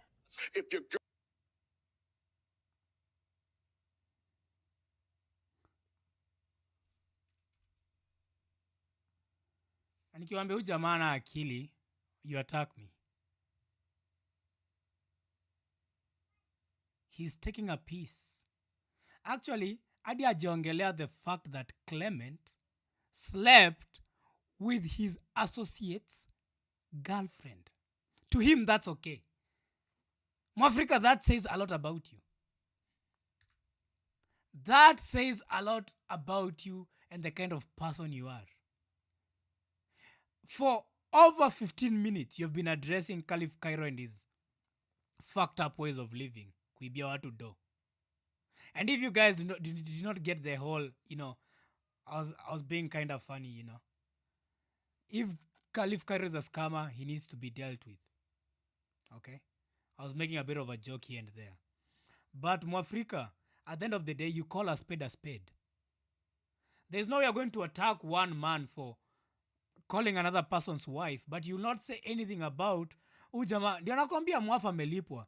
He's barely saying anything negative about Clement. And kama umesikiza story ya Cairo, as much as you people don't like him, as much as you people think he's guilty, when it comes to him and Clement, leave aside the car thing. Leave aside hizo mambo zao za magari. Okay? Put that to the side for a minute. Deal with him, yeye na Clement. If you listen to this guy's story, Cairo, you'll understand about the kind of person who Clement is. And he's not a nice person either.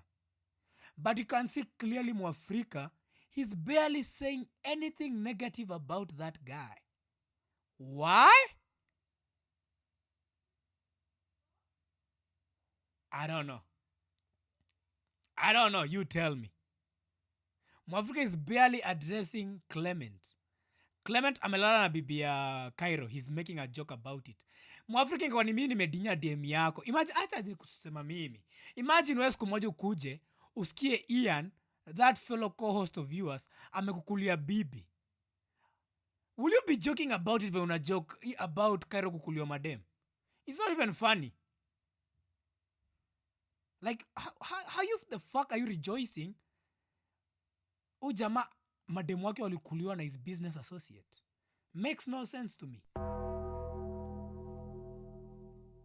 Ujama amelipwa. Cairo was right on that. At least on one thing, Cairo was right about Mwafreeka being a sellout. This nigga was paid. He's a paid actor. And you can clearly see. Bullshit. So, what do you guys think about the Cairo thing? Do you think the man is innocent? Do you think the man is guilty? What do you think? What do you think, chat? What do you think? Amesema akuwe remorseful, which alikuwa on text dealing with clients. Lakini akiarestiwa ndio ana note hayuko remorseful. Nakwambia jamaa ito Mwafreeka tu ni wivu akonayo. This man is 40 years old. He's figuring out life at 40. Akona podcast instead atoshike na podcast yake. Vitu za watu wengine zinamsumbua akili ni kama kamama. Oh my days. Oh my days. He's clearly biased. Fully biased. It's evident. He's just biased. He's here to attack Khalif Kairo every opportunity he gets. Mwafudhi.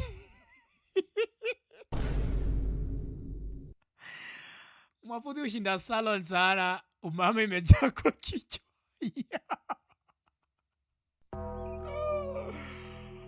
Wow. Huyu ni nani? Huyu ametokea wapi huyu naye? Aitwa Rufete Rufus. Yo.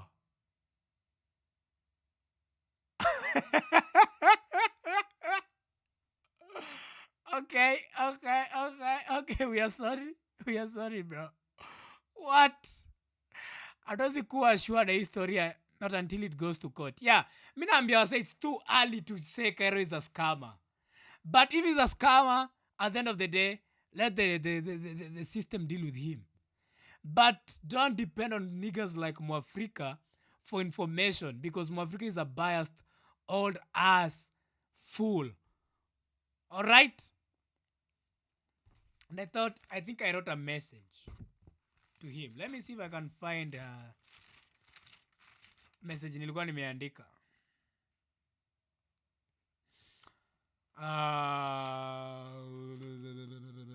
Where is this? I think I wrote this message somewhere.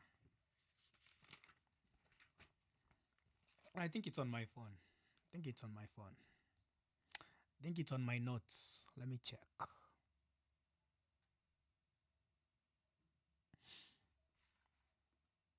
So first of all, if you have listened to Mwafreeka for a long time, he's always saying traditional media is dead. And I agree. The way we consume information nowadays is it has changed. We no longer sit down and listen to radios. We no longer watch news. We watch podcasts like this.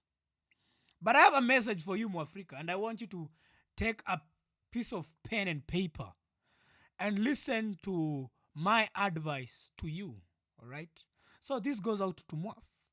So Mwaf, you say traditional media is dead. And social media podcasting is the future. But let me tell you one thing.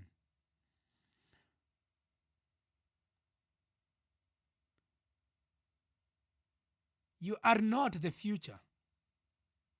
You are the past, filled with jealousy by seeing other people succeed. So if you want to hit the next ceiling, maybe you want to become the next Joe Rogan, how about you cut the crap of this jealousy that you have, this animosity you have towards young niggas like me trying to fend for themselves? How about that? You did it to Kasamuel. Kasamuel is a scammer, we know. As I said, he's a Gen Z. Let us deal with our own. Here comes a new toy in town for you to play with. Khalif Kairo. You've been attacking the young man since last year. And it's high time you stop. You might think we are in the new era, and which it's true, we're in the new era of listening to news and airing our views online. But you have a very, very ancient way of thinking. And by that, I am asking you to resignate from podcasting as from now on if you are going to constantly attack the Gen Zs. Okay, Mwafreeka? If you can't put Gen Zs out of your dirty ass mouth, don't talk about us. If there's nothing positive you can talk about the Gen Z, don't talk about us. Leave the Gen Zs alone, Mwafreeka. You have no business in our business. You got no business in our business. Let us handle our own.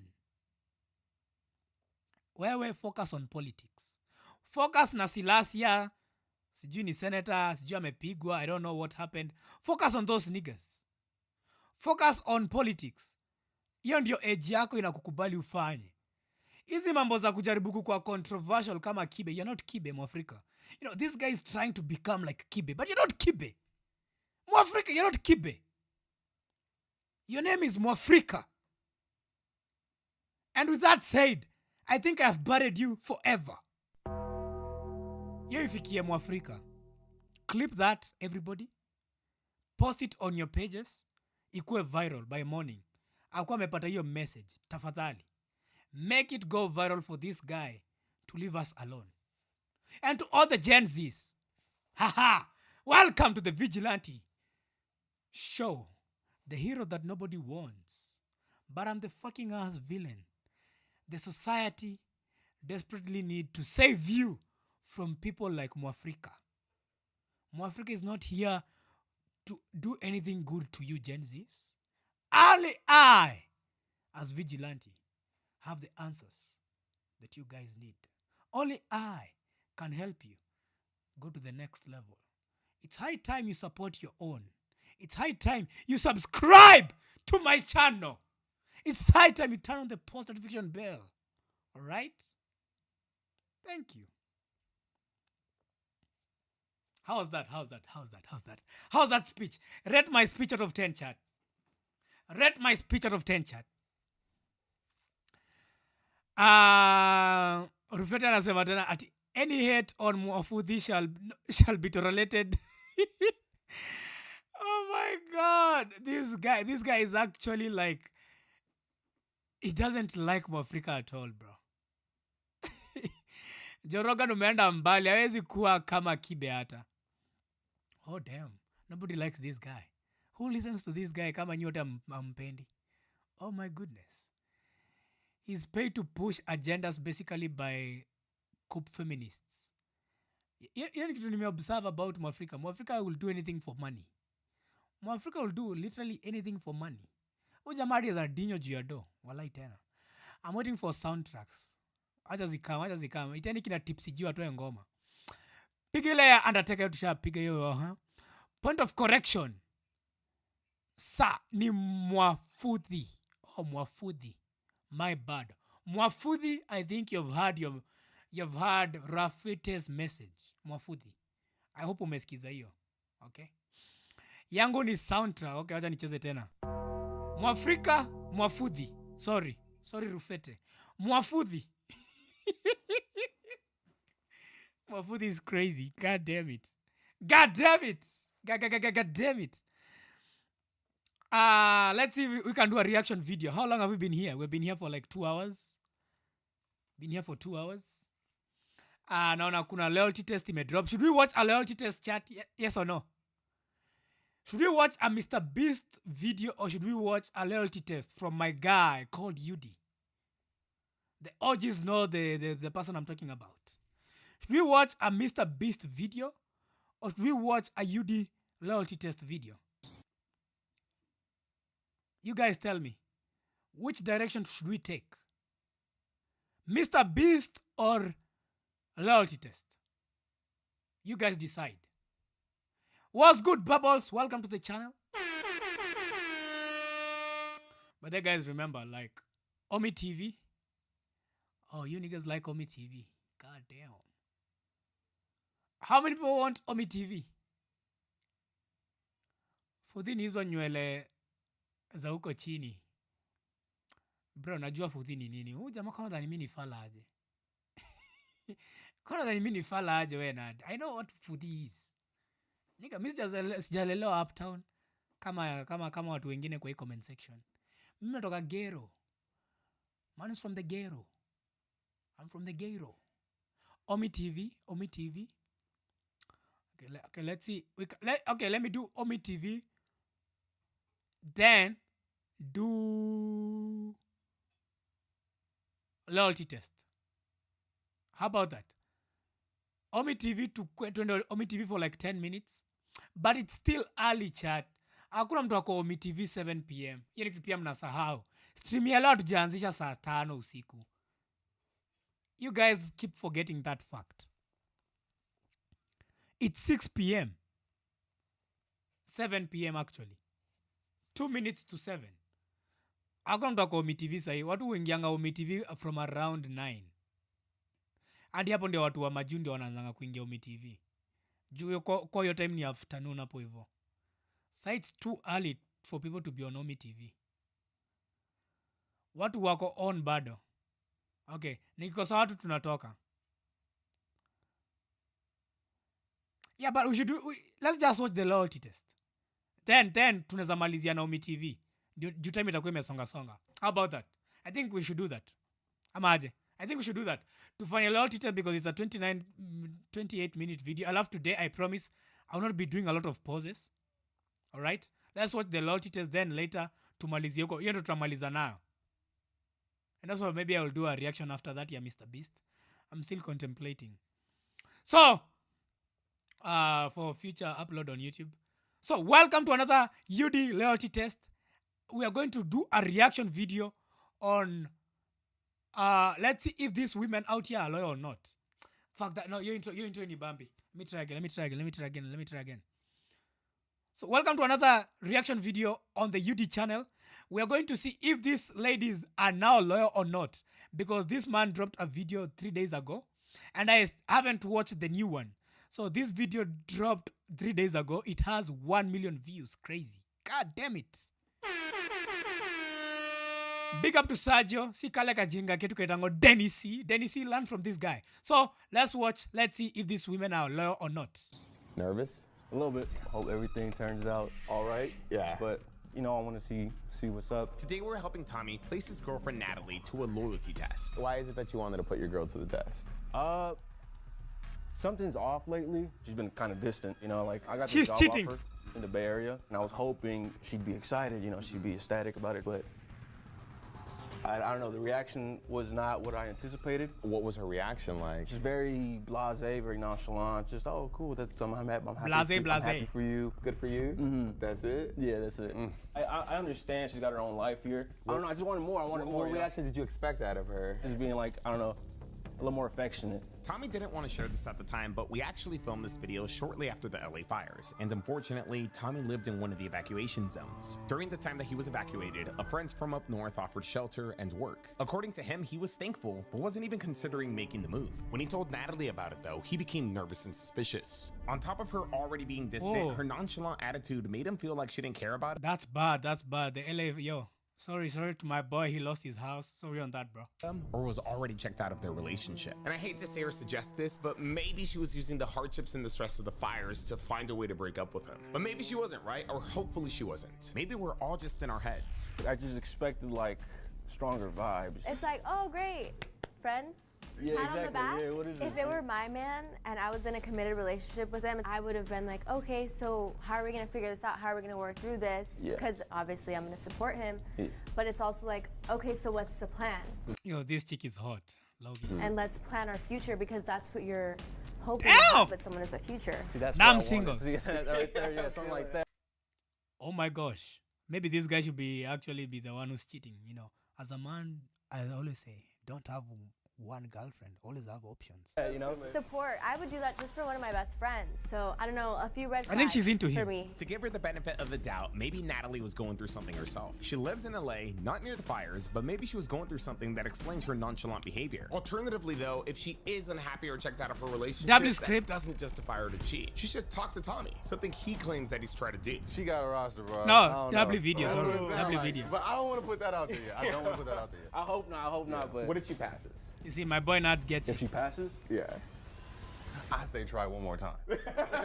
Never be too sure. For lack of a better phrase, I feel like this is one of those tests where there's a I think lot she's of hope. cheating. This is where we're going to be watching and listening in. Yo, We don't Chad, know do you what think he's she's telling gonna us, cheat right? So or not? Do it you think could she's be gonna that cheat or maybe not? He didn't try to make a plan. What's with good, her, Monica? Which is why maybe she's being nonchalant. There's always hope in every test, right? But for this one, I feel like there's a high chance that it might just come down to a communication issue. It feels salvageable, but then again, I've been wrong before and I could be wrong again. If she fails, it's going to suck. But I have to it's for see the her. best, I have you to see know? the body. yeah, I have to see what in the long what run, we are dealing with. I'll find out. I'll save time in the long run. Exactly. You gotta Just see text me if anything the physique changes. of this we'll lady. go post up at the cafe. And so with that, Tommy leaves to go pick up his girlfriend. When he brings her here, our decoy Javian will be asking her on a date. Some of you might remember him. How's the dating life going? Ah, man. I've never seen this guy. This is a decoy. Where's my boy Daylon? Oh my gosh. Yo, Sergio, did you fire my boy Daylon? Man, I know it's been a while since, huh? I don't think it's much changed. You got to record Daylon is another my one. With the guy. moment of truth around the corner, only time will tell if Natalie will remain loyal or if she will decide to cheat. So my husband is not in Kenya. Which husband? Let's do it. Righty. All right. It's getting real. Instead of having Tommy bringing Natalie straight here, we were first gonna have him bring her to a nearby cafe. Badass Cafe. Oh, this is the perfect title This is a for Do the. a collab with This is a badass Sergio, cafe. bro. He doesn't even know who I am. Sit outside. And How make how sure we even they gonna come make to that you work outside. though? We constructed a plan that required us to break the ice with the couple at this cafe. Hands I by hope us I and would have Javian. done On a top of collab getting with comfortable Sergio. with the couple, Javian also had to convince them to come over. With Tommy in on the plan, this would be easy. We just had to make sure Natalie's guard was down. I and can that make she a wasn't good suspecting decoy, a deadass. thing. While they're trying to figure out if Javian's going to be successful in bringing the couple to this house, I'm going to try to figure out my heritage. Yep, today we partnered with My Heritage. Hispanic, but is that it? We literally parked in the only No spot free- available. no and our free shot ads. is a little bit blocked. The DNA kit comes in this box right here. All I do can is help take you the email swab. him, bro. Ugh. Oh, then you're going to put it in here. You have to break it off. And now you're going to ship it out. Hopefully it doesn't fall. It's still these promos. 20%, 15% from Peru. I got no black in me. I'm genuinely surprised. It says I'm Greek and Albanian, 10%. My boy Daylon. Okay, my boy Daylon is here. Okay. I thought my boy was fired. I'm 66.4 Nigerian. Okay. Wow. I'm 10% Ecuadorian. 10%. I thought I was like 50%. Oh my days. Can we like Yourself, My Heritage has a promotion going right now. As to what you'll learn. Thank you, My Heritage, for sponsoring this video. After That's a waiting for some dead-ass time, long the couple ass eventually arrived to the cafe. Oh, you here? I'm sitting by Dead-ass the long ad. table with the umbrella. There's a parking spot right there, like super close to them. I think we're just gonna risk it for the biscuit. Yo, my man. How you been? How you been, man? Very Nah, good, man. very Yo, good. remember, subscribe Okay, if you how haven't. doing? I'm Subscribe David. right now. Nice to meet you. So how's the job? to my YouTube channel. Link in my bio. Yeah, Link in the what's that? description. Okay. I mean, Bottom y'all right ready? corner on Wanna YouTube. order something? All right, come on. Like the We're stream. literally right in front of the restaurant where they're meeting, but luckily they don't know this car and our windows are tinted, so We should be good. It's real Hawaiian in here. Oh, I love it. I like traveling, so I'm like, yeah, you guys ever Who travel? wants to do a loyalty Pretending test with to his have girlfriend today? reconsidered the job that he was offered Give up me your north, girlfriend's and number. Javian is pretending to be the friend that offered it to him. They're supposedly meeting up to talk the next steps into Tommy getting hired. Dang, her being vegetarian, that don't stop you from going out eating some meat a little bit? Again? Okay, after. The goal is to get the couple to Javian's house so that Tommy could supposedly do his new hire orientation. She seems pretty talkative, which is like, I mean, she's I cannot emphasize how much, I think her name is Valentine. She's so pretty, bro. definitely engaging in a conversation. We can sit at this table right here, maybe. Yeah, this one right here. This one right here is cool. Yeah, I feel like I ain't seen you in a Damn, minute, she man. hot, nigga. It's definitely been a while. Dang, everything been good with your family and everything? Everything cool. Yeah. Family's safe, especially. Mexicano. Yeah, no, I know. A lot of people have to like move down on her, so y'all had a place to stay and everything? She's Where'd y'all cheating. stay? Yeah, we're staying at a hotel in Newport right now. My boy's Back cooked. to it. She's cheating. I can clearly tell she's cheating, bro. Okay. Javian and Tommy pretend to catch up. Remember, for These context, hoes we shot and this shortly loyal. after the LA fires. Eventually, Javian transitioned the conversation into the whole job thing. Well, you started with your onboarding or what? I was still trying to figure it out. I was trying to see if it's the right move, because I got so much going on right here, you know. Yeah, I just don't want to miss out on that. So I'm like, I definitely am here to make something figured out. No, I feel it. A lot of things to consider. A lot of things. I mean, have you started any of the paperwork, anything? Like, is that, you filled out anything? Well, no, because the fires, I haven't really looked into it too much. Yeah. Or done any of the onboarding process or anything. Okay. But once I get Something- home, I get my laptop, I get everything situated. I'll Take a second to think about it. If I don't got my laptop on me, I don't got nothing. What if we just came over to my place? Y'all came over, just chill, just kick it. I'm actually 5 minutes away from here. Yeah. You came over, thought about it at least. I have the laptop there, so you ain't got yours. You can maybe fill it out on my laptop, kicking it, and then we'll go from there, man. What do you think? W script. W script. Maybe y'all met me over there in a few minutes. My place is a little chaotic over there. I got to clean it up a little bit. Don't get me wrong. I live by myself, so sometimes I got things everywhere. Let me. I'll send you the address right now. Actually. Y'all fine with that though? Yeah, no, Came over for a little bit. Yeah. Okay. Okay, we're gonna pull out of this spot, that way they don't see him come into the car. All right. Well, I'm gonna head over there. Maybe I'll just, I don't know, go get some gas or something. Start your car, let it warm up for 5 minutes, and then I'll catch y'all over there. And with that, the first phase of our plan has played out to perfection. I was afraid you weren't gonna find the car because we had to move the car to get closer. But mission accomplished, right? They're gonna come over. They're Okay. for sure coming. Worst case, you could just have them waiting outside of the... I could wait. I could have them wait outside. I don't have a problem with that. I told him it was a little messy. My house was messy, so. Alrighty, I think we're solid. I think we're good. I think we're gonna have a very good test. I think Javian's gonna do his thing. Type 1 if you think she's gonna kiss. Type 2 if you think she's gonna have sex. Type 3 if you think she's gonna cheat. Yo. If you think she's gonna be loyal. Type 3 if you think she's gonna be loyal. All right, here we go. Let me come get you right now. Why am I nervous? Hey man, y'all made it. Welcome. Two? Man. Come in. Come look inside. Way different from my last spot. Javian walks the couple inside and begins being a good host. Y'all both want water? Yeah, I got you. We have to keep it down because they're... Yo, everybody says they're gonna have man, sex. Talk to me, man. You stressing What? me out over here about this whole. You job guys have thing. no It's like, faith? bro, if you don't take this offer, man. Bro, she's cheating, bro. I can clearly tell a cheating woman when I see one. I have that vigilante eye. I know how to spot a thought, nigga. I don't know. People, they gonna give you that spot up. All right, here we go. He's gonna set up the ISO. It's a big move. It's a big jump. But if I'm being honest, like that's where I started, bro. And like I said, like, and then that's how I got here. Like honestly, have you filled out the paperwork, or anything, like to go to start? I got the email this morning. I haven't checked it out yet, though. It's better for you to have your name in the system, so then that way they could like at least know that you're still interested. Because if your name is nothing's filled out, they're gonna get that spot up, man. No, no, I'll definitely. Yeah, so I got you in my office or something, man. So just so it could be a little quieter, because the videos you want to listen to it and stuff. So Perfect. Javian takes Tommy into his office to supposedly do his orientation. this the office right here. Take a seat right there, man. Just pull up your email. It's gonna ask you to just log in with the same info that you do when you're on site, and then you'll be good from there. It'll prompt you. I'll check in with you. And with that, Javian gives himself the ISO. All right. I be wanting him to take the opportunity, man. Opportunities like that don't come. Bro, once we are done with the stream, give me her number. I'm calling her on stream again. Let's see if this other one is gonna be loyal to you, Nad. Because the last one did you dirty, bro. Something like that. So, How you feeling about everything? Do you think she's suspecting anything? I don't think she suspected anything so far. How's the cafe? How's coming over here? She didn't think it was weird? No, she was good. Nah, she didn't mention anything, so Okay. yeah, I think we're good. Okay. how do you feel on that? It's okay. you know what? If it's a good job for him, then I'm like trying to be supportive. Yo, she's too talkative, bro. We're just trying to like work out the logistics, but like. Despite already having the ISO, Javian takes things slow. He decides to break the ice more before making his move. What's your culture? Where you from? I'm mixed, so Mexican, native, Spanish. Like, Oh, I know my women. I knew she was Mexican. No, how did I know? Yeah. I've never met anybody with that mix. people with that mix, actually. I'm a few things too: Italian, German, African Spanish American, and Mexican. and then white. That's a cool mix too. Yeah, people thought I don't know, I look like Samoan or something, or they say Dominican. I've gotten Dominican a lot actually. I can see that. People always think I'm Hawaiian. I would say you look probably Hawaiian or something. That's what people say. Yeah. No, that's not me. No? I guess, sure. Yo, she's I mean, you flirting. look Yo, like well she's put flirting together, with though, this like, nigga, if bro. you She's take the cheating. time when you out the house. She's cheating. You got a nice smile though. She's Yeah, cheating, it's Chad. actually something that I Trust first me, see she's like when I cheating, look bro. that way. Thank you. My mom is a dental assistant, so I have braces. Swear. You have braces too? I never did, but I had Invisalign Your though. teeth are pretty straight for not having braces. Is it really? All right, Javian's doing She's good into so far. him. She's He's into like just him. being I can friendly tell. and talkative. I'm a good What do player. you said you work in the nightlife, right? I'm a good player. Nightlife. Yeah, so yeah, I work in like a nightclub right now, and then I go to school every day. That sound fun. Yeah. If I could get paid to party, you probably wouldn't see me here. I probably wouldn't have this house. I'm trying to find like a balance because I'm like, okay, I don't Yeah. work out too much, but like just work the whole time. Okay. No, I get you. What you going to school for? Well, right now I'm just doing like a communication. Communications. Okay. So I mean, you like to talk to people and stuff, right? Right. Okay. Then in nightlife, you meet a lot of people doing that though, right? Yeah, but it's like a lot of drunk people, and sometimes they get annoying. And They hit on you a lot, right? Like I feel like that's you get hit on probably like every night, right?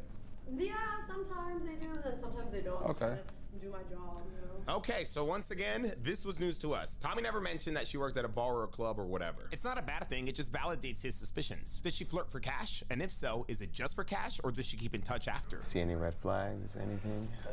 She's cheating, bro. I'm not gonna lie, yeah. Might be the caffeine. Part of doing your job is flirting a little bit, maybe to get like a few tips. So, like, isn't that like how nightlife works? This guy's asking the dead ass I would- questions. I ain't gonna lie, I would flip out if like, I don't know, my girl worked in nightlife. Yeah, I wouldn't flip out, but man, I'll be so subconscious, like, you know, I'll be like so like on edge. I'm not insecure. Bro, It's why are just you like, ruining sometimes the loyalty test by telling her that now you're actively implanting in her brain she should not be cheating on her boyfriend? So even if she fails, it makes it even 10 times worse for her. Because damn, it will mean she's a legit hoe. You'll be a little on edge, like, man, like, I don't know what my girl doing. Like, you doing a nightlife, you got guys sitting on you left and right. Like, that's you know, I mean, you got me if I were to go in the club. She or, knows her boyfriend like, you is think here. you could hook me up or If she something? cheats on her boyfriend, they will be crazy. This will be Yeah. crazy. A discount. A discount. So I still gotta pay something? Maybe if you bring some girls. Yeah. I wouldn't bring too much. I'd be like three, 4. Yeah. You seem like a bubbly person though, like a good personality. I definitely like a good bubbly personality. Just seems spontaneous, just down for things, man. And what are you doing later? Later today? Yeah, later tonight. Yeah, like what are you doing? Maybe y'all doing something separate or like first hold on, let me check on him real quick. Let me make sure he's good and everything. Hold on. No way. That's crazy. Yo, Tommy, you good in here? Yeah, everything good. There's more than I expected. Yeah. Oh my gosh.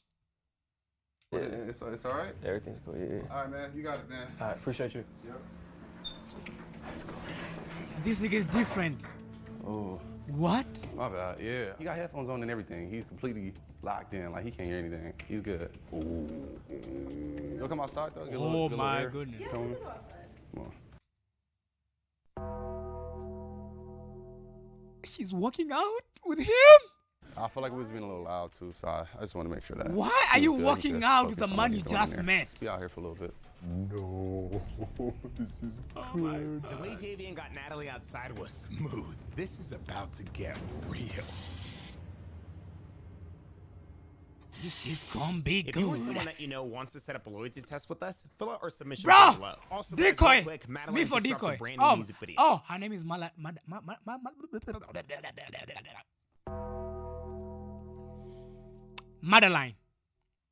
I confused her with another lady. Oh, her name is Madeline. She's pretty. She got some nice tears, bro. Yeah. Go show her some love. She is OG Yudi Gang. Link is down below. It's real nice out there. I kind of want to soak this in and just be out here for a little bit.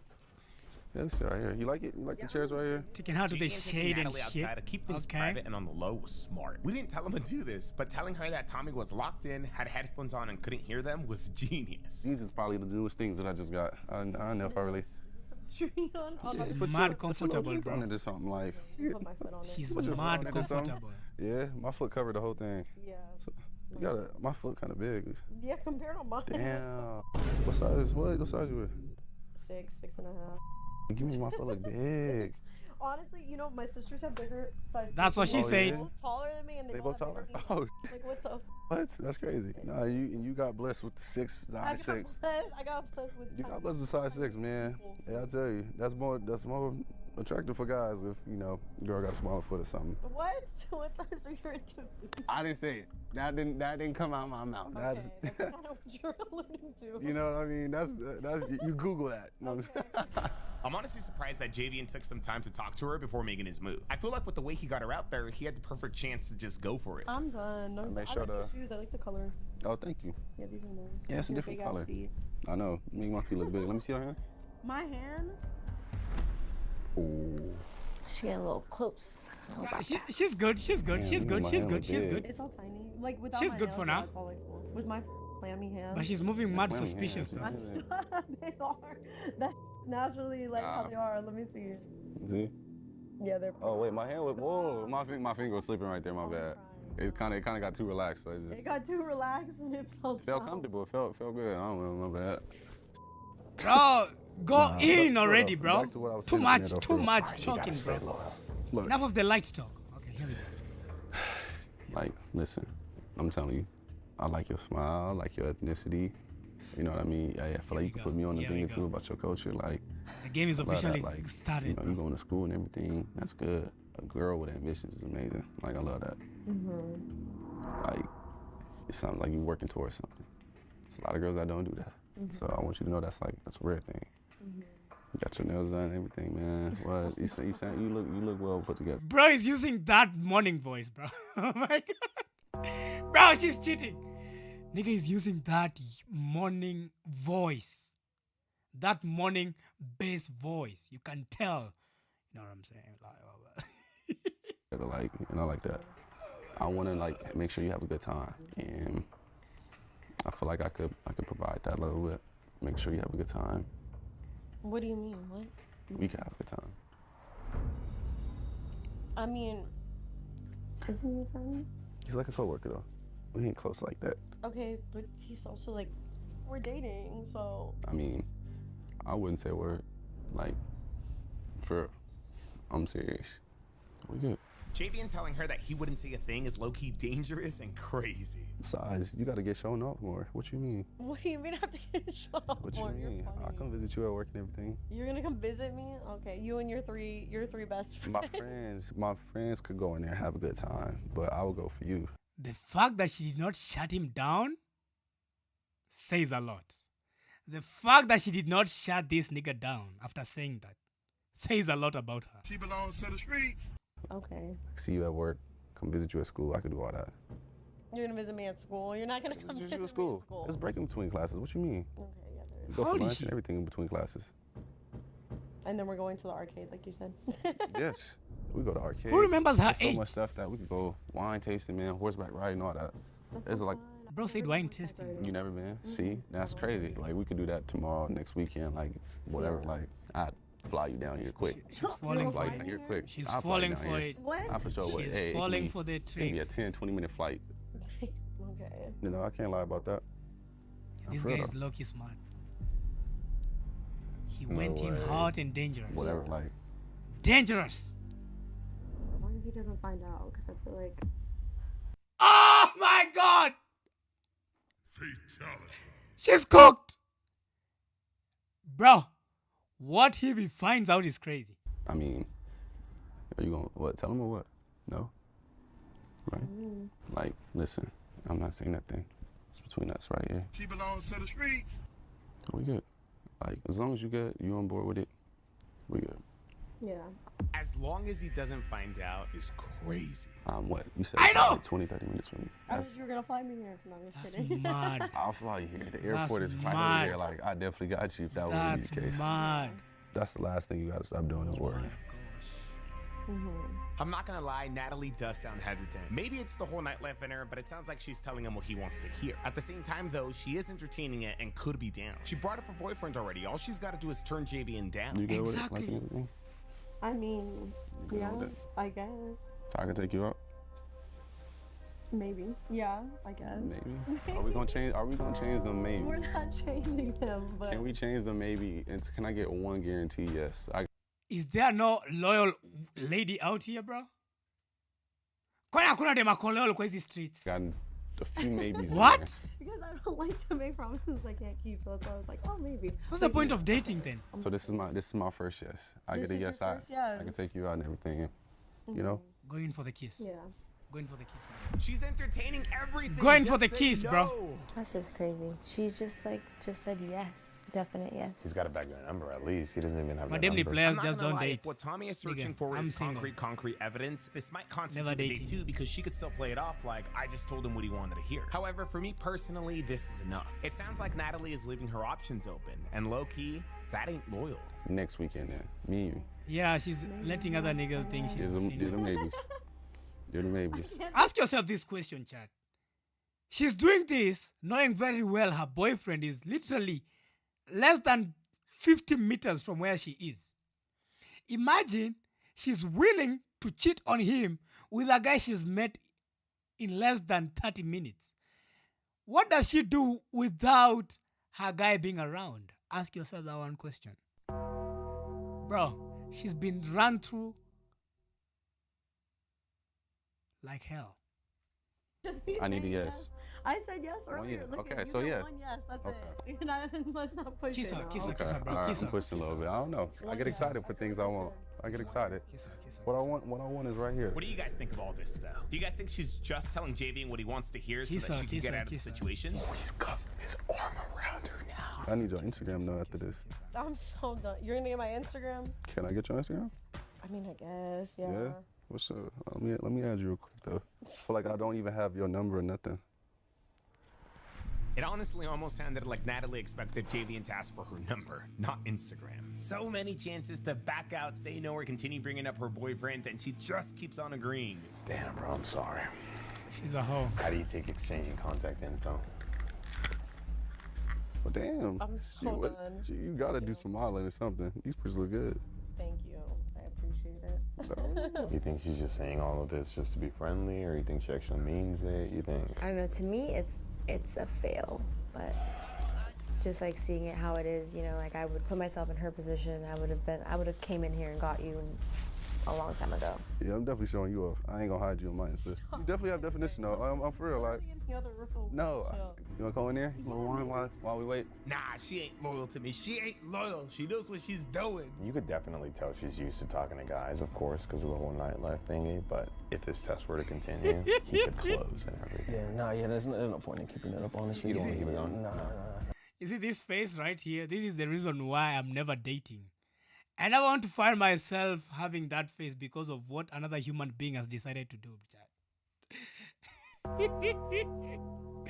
Hadi simuone huruma. Kijana amejam sana, anafaa kukuwa happy that anajua alikuwa ana date ho. What? Yo, Dan, that's low-key crazy you saying that, bro. Damn, have some mercy. I mean, no, it's a fail. It's a fail. The proof is there, you know. It's a fail. So you want to call it here? Don't want to keep it going at all? Don't want to see if she's actually Bro, going to show she up? ain't even that cute though. She doesn't have that good physique. Nah. I could just press her right now, honestly. So you want to confront her? Yeah, no, definitely. Yeah. I think Natalie failed this test. However, I'm not fully convinced she's committed to go on a date with JVN, which is why it's probably a good thing we didn't take this to a day 2 because it might not even have panned out. Regardless, though, she's still keeping her options open, and she's not even working or flirting for cash right now. So with that being she's said, failed. I hope you guys got those. In my topics, book, she's because you gone. guys already know. This shit's gonna be good. Yo, Nad, prepare your girlfriend's number, bro, because I'm calling. I'm calling her. We're gonna get my password. Yeah, maybe. Get ready, You my finished? boy. Finished, bro? Yeah, all good. Yeah, everything went well? Yeah, cool. Why you look like stressed? You good? No, yeah, I'm good. Yeah? Yeah. How you guys doing? Doing all right. Yeah. Yeah, we good, man. What's up? Damn. What's on your mind? What's like, talk to me like, sound like. So what are you guys talking about? Nothing. Nothing. Nothing is crazy. Nothing really. Nothing really. You guys talked about nothing for a whole 30, 40 minutes while I was in that room. Damn, 30 minutes? Yeah. 30 minutes. Talking about like the movies. That's pretty much it. She lied. I guess we were out there talking about stuff too, but. Ooh. Yeah, that's it. You guys were making plans or anything? No. You didn't give him your phone. What? You didn't hand him your phone to put your information in it. No. That didn't happen? That didn't happen. We've just been chilling. Yeah. Denying is crazy. Yeah. These ladies deny. So you didn't give him your phone? Deny. No, I've been out here waiting. Deny till you die. My boy laughed. Deny till you die. I saw you guys out there. You gave him your phone. Okay, I didn't hand him my phone, but okay. Oh. I mean, technically, she wasn't lying here. Javian handed her his phone. You didn't hand him your phone. No. You're lying. I'm lying? Yes, you're lying right now in front of my face. I'm literally not lying. Stop. Stop what? I don't know what to do. Like, I heard everything. what do you mean you heard everything? I've been out here waiting for you. Really? So you guys weren't talking about linking up, sneaky link, all that. Did he tell you something? No. You look so dumb right now. I look dumb. You look dumb. You're I look dumb? to fight over nothing. in a Over stranger's nothing? house. Like, calm down. I'm trying to be out here without my girlfriend. Bro, these cheating on hoes, me. bro. Cheating Have on no me? shame. What was I cheating on? I mean, you did agree for me to let you to take you out. What the You didn't agree to that? I don't know what the you're talking about. You want to know something? This whole thing, we've been filming everything. You've been. We caught you red-handed. You caught me? You caught me doing what? You're not making any sense right now. That's crazy. Let's go. Stop lying. Stop lying. Oh my, she's denying in 4K, nigga. Like, oh my god. She's denying in 4K. Lying. Yes, you're lying What right am now. I lying about? Really? Calm down. I need to calm down? He's literally lying to you right now. He's lying? Yes, he's You're lying. the only liar in here. He's lying. Why are God, you you're the one believing lying here. Look what I say. What the Damn. What is this? Are you kidding me? Natalie, this entire thing isn't real. So the truth is, like, this has all just been a big giant loyalty test. Like, we hired Javian to hit on you. Javian doesn't live here. The way they act when they get caught. The way they act when they get caught, chat. Another day. Never date. Remember that. Never date anyone. Stay single. Keep smashing them hoes, nigga. Here, Javian actually isn't your boyfriend's manager. He doesn't even work for that company. There was no orientation happening here. It was all just part of the test. Like, the truth is, Tommy just had his doubts about you. You gave him a couple of red flags, and so that's why he wanted to test your loyalty. Everything's been on camera. Everything's been taped. Tommy actually heard the moment that you Do you lucky think it's insecurity if you test your girlfriend on a loyalty test, yes or no? gave Javian your number, your Instagram. Yeah, he basically saw and heard everything. So he saw, like, you agreeing to go on a date with him. You hired all these people. You get instead caught. of talking to me. What is wrong with What do you mean? You I've got been trying caught. to talk to you. You have clearly not been trying to talk. This is your fault. This is my fault? Yes. Me. Instead of being a grown-ass man and using your big boy words to talk to me, you want to hire all these random people to come into our business. What the is this? What? Gaslighting is Oh, crazy. just be quiet. Yeah. Okay. That's what they always do, Chad. The gaslighting, they always resort to gaslighting when they get caught. Never gets old. I'm done. Yeah. Never gets old. You just want to sit there. Okay, you had a whole lot to say on this. Just go, bro. Just go. You want me to go? Yes, I want you to go. I'm gonna leave. Then do it. Well, you're Leave. the one that wants to leave. Leave. If you didn't want to leave, we wouldn't have to do all of this, okay? But it's your fault. Yeah, it's because my you fault. It's wanna my fault. leave. There, I accept it. It It's is my your fault. Leave. There you go. Okay, Leave. you know what? You just wanted me to leave this whole time, okay? That's what this was. You could have just broken up with me like a normal person then, instead of getting all these people. They're not even allowed to record me. You need to tell them to stop. What the fuck? What does she mean? Yo, lady, you understand that you could literally have said no. How you gonna blame the man for breaking up with you because you decided to cheat?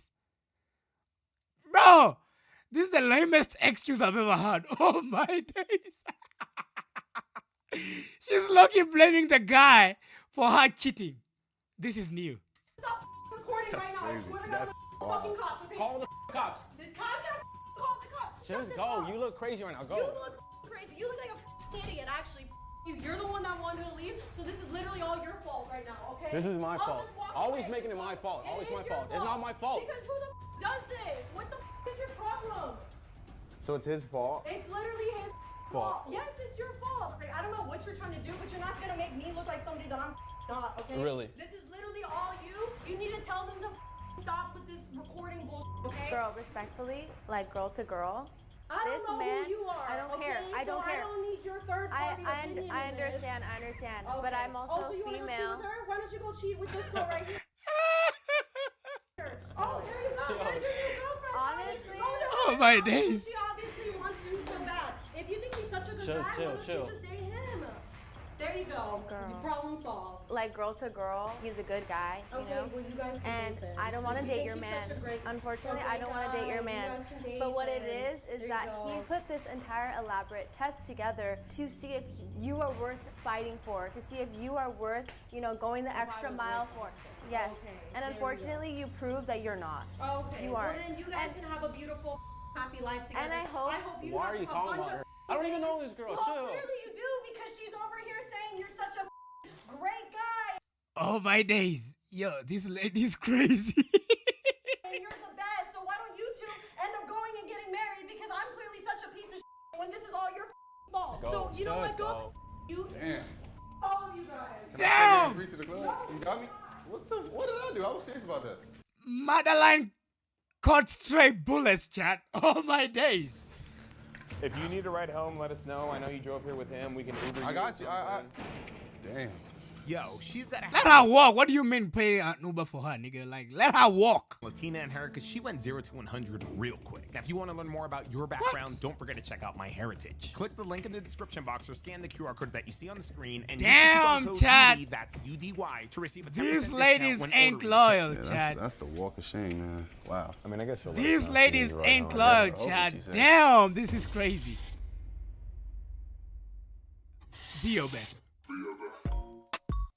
Crazy. What? The nerve. Bro, these short human beings, bro, they're so crazy. So feisty. So feisty, my nigga. God damn it. Look at her. She's like, yo, look at this nigga. My days. Anyways, that's been another loyalty test video from the Yudi channel. Go subscribe to my boy Yudi. Let me show him some love. Let me show you some love. Let me show him some love. Let me show him some love. Let me show him some love. Okay? Go to the Yudi channel, 7.19 million subscribers. One day this will be Vigilante. One day this will be us. One day, Loki, that will be us. Dead us. One day that will be me. I'll have such a big subscription over on YouTube. Nad says it's insecure, but you have to do it. Everyone is always insecure in a relationship. Facts. Una-attack Nad hapo ukisema kutest dem yake ni insecurity. No, I was asking a question. I didn't attack Nad. Vigilante huwa anani-attack. No, I don't, bro. Like, yo, so Nad, send me your lady's number. We're gonna call her on stream right now. Give me your girl's number, Nad. Subscribe if you haven't. Link in my description right now. Subscribe, turn the post notification bell to get notified every time I upload a video. Yeah, stop playing. Madem wanakuanga very delusional. Wakishiko wana gaslight mtu. Yeah, that's the only weapon they use. The lady decoy wants him so bad. But udem niliona, from the get-go, she was actually into the guy. She's called Shanice. Did you send the number? Okay, let me check. Did you send the number over on TikTok? Hold up. Ah, nice. Here we go. Ha! Let me dig out my tools of loyalty testing. Okay. Let's see if Shanice is going to be low. Okay, so give me a good script, chat. Give me a good script that we shall use today. Give me a good script, chat. What script should we use to test Nad's girlfriend? Mkatie tuone. Bro, but it will be hard kukatia dem simjui atujuani. It is like, bro, that's mission impossible you're asking me to do. it would have been easier if me and her were conversant with each other. You know? But anijui. So it cannot work.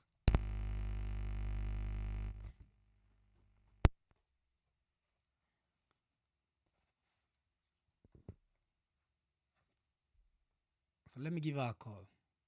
Yo, give me a good script, chat. Let me buy some minutes. Give me a good script, chat. Kukatia demani juu itakuwa ngumu, bro. I should do the last one. Okay, nitafanya kama last time nadi. The last script ilikuwa poa. We're gonna ask her to name you.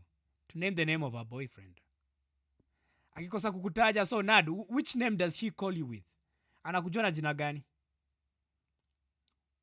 I'll use the script of last time because that's the only script we can use right now. That's the only feasible script we can use.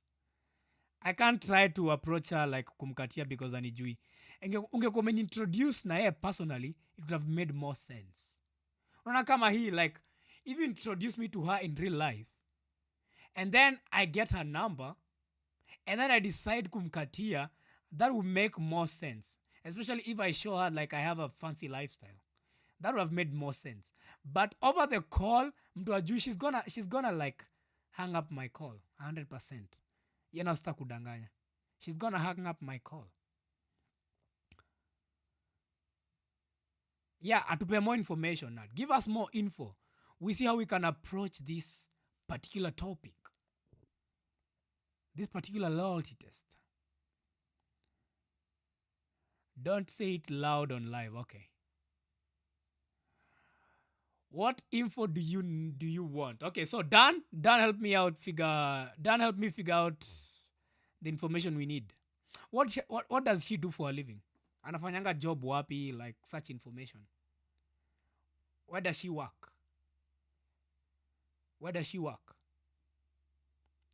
So that we can see the direction that we can drive this loyalty test. Where does she work? What's her age? What hobbies does she do? Does she go out clubbing and shit? If she's out clubbing, bro, first of all, if she's clubbing without you, she's cheating on you. Just know that. That's all you need to know. She was a DJ, but now she's not working since she's about to join classes. Okay. She was a DJ. I think I'm going to use the script of last time. Let me see. ChatGPT. Let me ask ChatGPT. Let's ask ChatGPT. ChatGPT, awake. Yo, ChatGPT. I have a question. Of course. What would you like to know? So I have a friend of mine who is trying to do a loyalty test on his girlfriend, and I don't know who the girlfriend is. So can you give me a good script that I can approach her with? Because I have her number and I want to conduct a live loyalty test on stream. So can you help me with a good script that she can buy into and test her loyalty? It sounds like you want to do something fun and engaging for your audience. However, it's really important to make sure that everyone involved is comfortable and consents to being part of any activity, especially if it involves being on stream. It might be a good idea to talk to your friend and their girlfriend first to ensure they're okay with the idea. I have. They're okay. They're okay with the idea. I've talked to them. Got it. If everyone is on board and comfortable, that's great. Here's a friendly and light-hearted script you can use. Hey, her name. I hope you're doing well. So, my friend's name, and I have this fun idea for our podcast stream. We're doing a segment where we test some light-hearted allergy reactions to everyday things, and we thought it'd be super fun if you could join us for a quick chat. It's all in good fun, and we'd love to have your participation. What do you think? Keep it light, friendly, and ensure she feels comfortable throughout. Have fun with your stream. What the fuck is ChatGPT on about? What the fuck was that script? I clearly told her to give me a loyalty test script. Does she listen? Location a job exactly, maybe last event, alienda place, yeah, give us something like that. Yeah, Dante. Yeah, something like that. The last place she was at, maybe alikuwa Naivasha or something. Uko Discord, not right now, but naweza ingia kama mnataka. Naweza ingia Discord.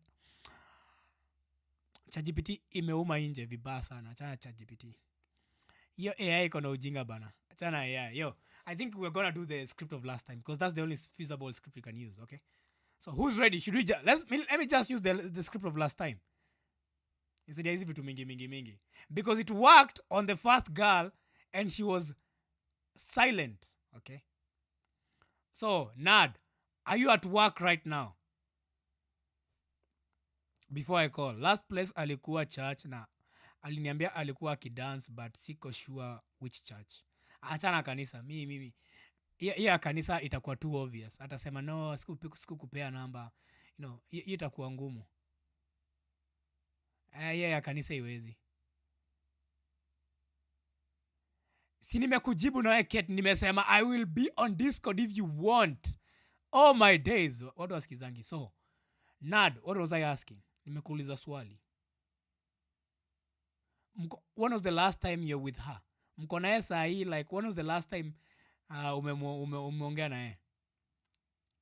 Event ndio ingekuwa fiti juu ina involve pombe. Yeah, ingekuwa poa but umesikia akanika church girl. Wacha tuone kama church girls wanakuanga loyal.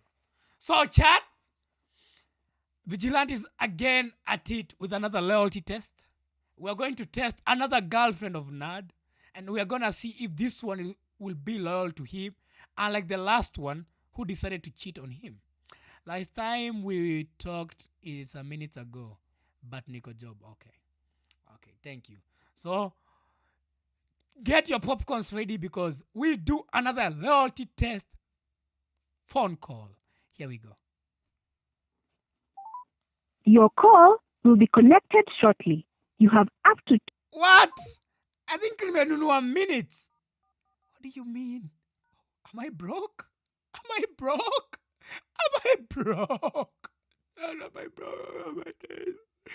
Yo, what a big embarrassment. Nimenunua 5 minutes. What do you mean? Hold up. I bought minutes. We are unable to process your request at this time. What the fuck do you mean, Safaricom? Yo, Safaricom trying to sabotage us. Hold on. Let me buy minutes another way. Buy for my phone, Tajitu Credo. Let me buy some credit. Let me buy some airtime. Like the stream if you haven't. Subscribe to my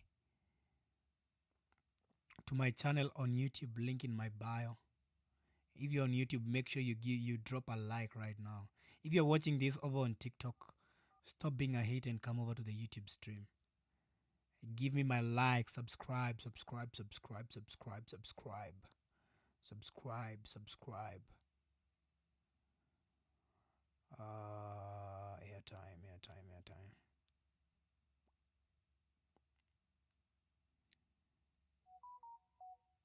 Okay, done. Okay. Here we go again. So, chat, we'll do another loyalty test call from my supporters. If you, in the future, you want to also conduct a loyalty test, come on stream, give me your girl's number, and I promise I'll not call her again. I'll do it on live, and then I'll delete the number. The last time I deleted the other number. So we're going to call my boy's Nad girlfriend, and we're going to see if she's loyal or if she's another goddamn HOE. Here we go. Give her that call, Vigilante.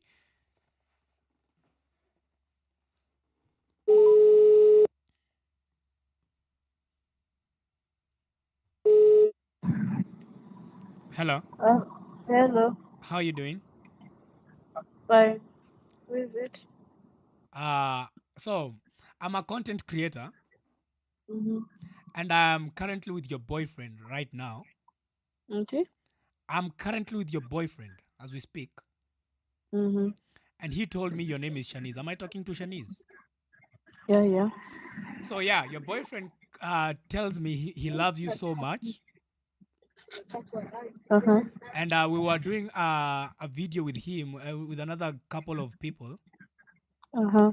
And the last challenge of the day was we give a call to his girlfriend. If she names him by his name, he's the winner of the challenge. Uh-huh. And there's a big prize that he's supposed to bring to you at home today. Uh-huh. So all we are asking you, Shanice, is that you name your boyfriend. What is the name of your boyfriend? Sina. You don't have a boyfriend? Mm-mm. What do you mean you don't have a boyfriend? Are you serious? Yeah. You're single? Mm. So are you saying I'm confused with the person I'm with? Yeah, maybe confused. Anaitwa nani kwanza? Okay, do you have any potentials currently in your life? Mm-mm. How long have you been single? Since last year. Since last year. Yeah. So why did he give us your number claiming that he's your boyfriend? I don't know. So did he lie to me? Maybe. You understand that if it's your boyfriend, like he'll come home tonight and he's gonna confront you because he's here with me and he can clearly hear you say all this. What's his name? No, His you're name? supposed to give us the name of your boyfriend. If I told you, you're gonna be like, I was joking. No, you see. So you have to give us the name of the people that you think that. Okay, who do you think in your life thinks he's dating you? Maybe there's a person you've lied to. No. You've No. not lied to anyone. Mm-mm. Okay, so I think he has lost the challenge because you've denied him actively on air. Mm-hmm. This is the most shocking experience I've had in my entire life. Sina, mbona nidanganye?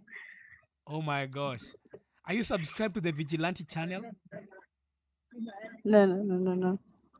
Would you go subscribe right now so that you can find out who your boyfriend was tomorrow when I drop the video? Maybe send it on messages.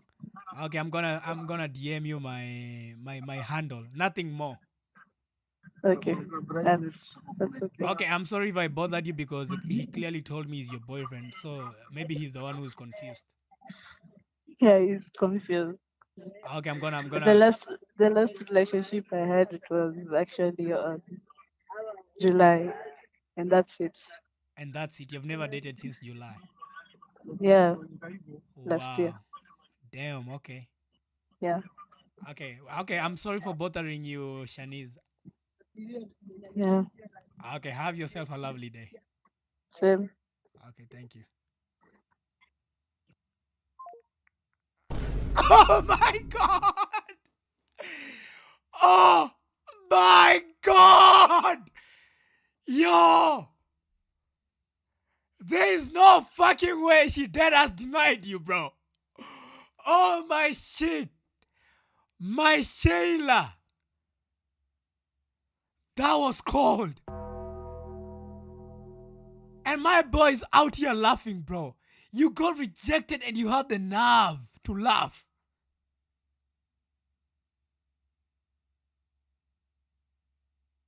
Oh my days. Yo, chat. What do we tell him? What do we tell him, chat? What do we tell him, chat? She belongs to the streets. Oh my days. Bro, what do you want me to do now? Nigga. I don't know, nigga. Like, how am I even supposed to advise you? This is the second lady in a row. The second chile in a row that has denied you, nigga. Who the fuck are you dating, Nad? Nad, who the fuck is you dating, bro? Who the fuck is you dating, my nigga? What? Nah, this is dead ass crazy.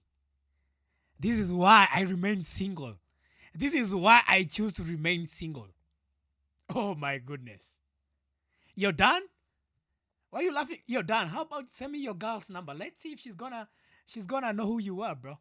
You're done. Done games. You like playing a lot of games? Send me your girl's number, done.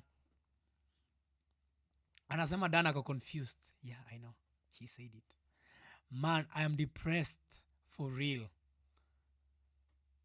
Bro, you have more things to worry about other than depression.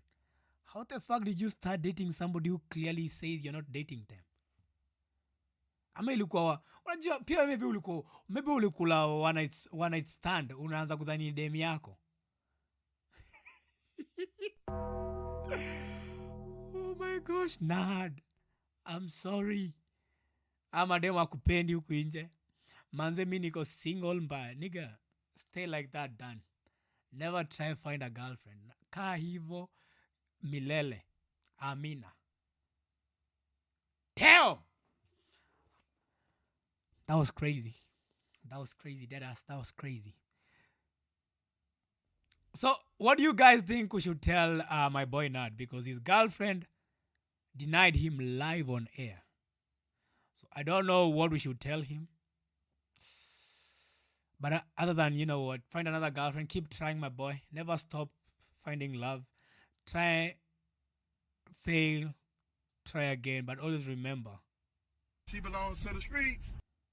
And if you don't remember that, they are going to waste you for your entire life. So my boy Nadis has been wasted. And she told me she's single, bro. How about maybe I can make her mine? Because she's not even yours, Nad. Nad. Do you know this is an opportunity for me to finally come out of my singleness. I can actually, you know what, Nad? Send me your number. I'm going to text you, okay? And I'm going to start texting her and flirt with her and see how far she's willing to flirt with me. How about that? How about that? Mi nataka tuma baby mamas. Oh my days, this nigga is crazy. Not best advice, stay single so you can laugh like me.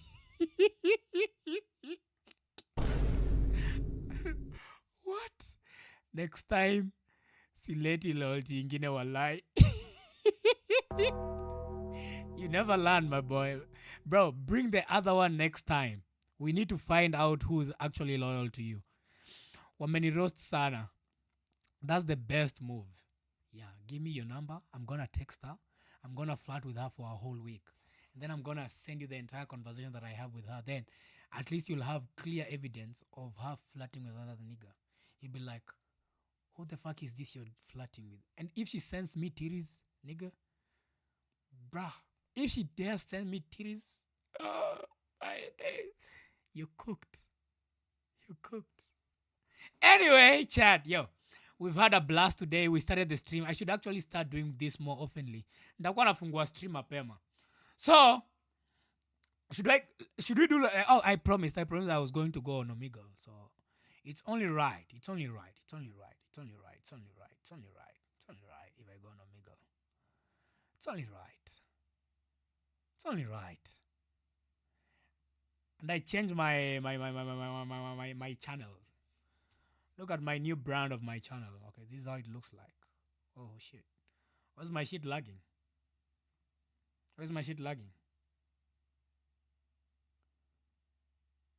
Look at the new graphic that I've designed. I've designed it myself from scratch. Big up Vigilante. Here we go. We have done 113 videos, bro. I'm the beast. We will be back. Yes, we shall be. Now, I think we should save the Omegle stream for next time. Hello, fellow atheists. Hello, Clems. I think we're going to save the Omegle stream for maybe tomorrow. Yeah, so that we can have something to do tomorrow. I'll do some trolling tomorrow.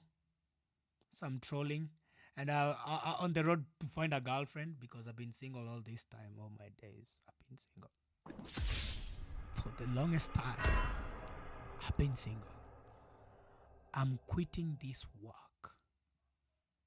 I'm quitting this work. Because of a bitch? Because of a bitch? Like, are you crazy? You're quitting your work because he denied you? Nah, you trolling.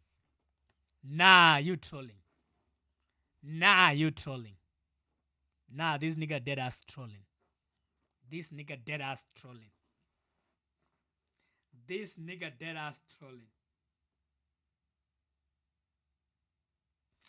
Anyway, enough of that said.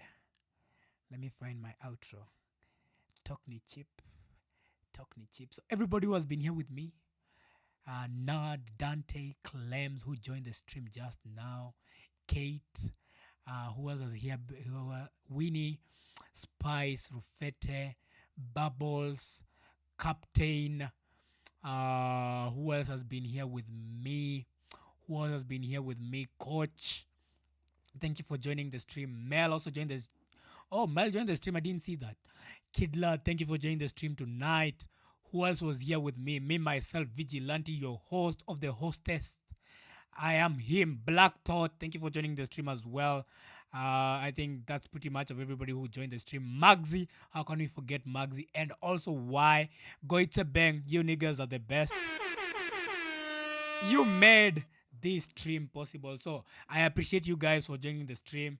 We're going to be back here tomorrow. Maybe tomorrow I'll do the afternoon.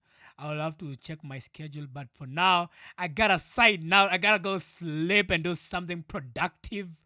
All right. I got to edit some videos for tomorrow. And at the end of the day, Mwafreeka from IKO NINI. Acha umama. Ukona talk. Your talk is very cheap. And that's why I'm going to play this song for you. You have a very cheap way of talking. This guy called Mwafreeka from the IKO NINI podcast. And your jealousy has engulfed you. You're just a man who has grown old with a lot of jealousy and hatred towards successful young guys. But anyway, enough of that said. Thank you for you guys joining the stream. You guys are the best. And if you have not subscribed on my YouTube, people on TikTok, make sure you come out to the YouTube stream and subscribe right now. Niggas on Twitch, also come over to the YouTube stream, subscribe, turn on the post notification bell to get notified every time I'm live. And also follow my Twitch account so that we can also grow a platform on Twitch. I'm the most consistent 254 streamer in the 254 by the name of Vigilante, the hero that nobody wants. But I'm the villain the society desperately need. Mwafreeka, remember, your talk is very cheap. Ukono ujinga, ukono umama. And this is my message to you as we close the show. Big boy this, big boy that, your talk ni cheap. Mnabonga kama mabadis lol. Your talk ni cheap. Anasema tani katan kwa around shit. Your talk ni cheap. Your talk ni cheap. Your talk ni cheap. Your talk ni cheap. Big boy this, big boy that, your talk ni cheap. Mnabonga kama mabadis lol. Your talk ni cheap. Anasema tani katan kwa around shit. Your talk ni cheap. Your talk ni cheap. Your talk ni cheap. Your talk ni cheap. Your talk ni cheap. Oh boy, itabaki shika wezi do shit. Wanasema umeshinda match first half, second half mina come back quick. One day kutoka kwa system, B-boys mina come back in.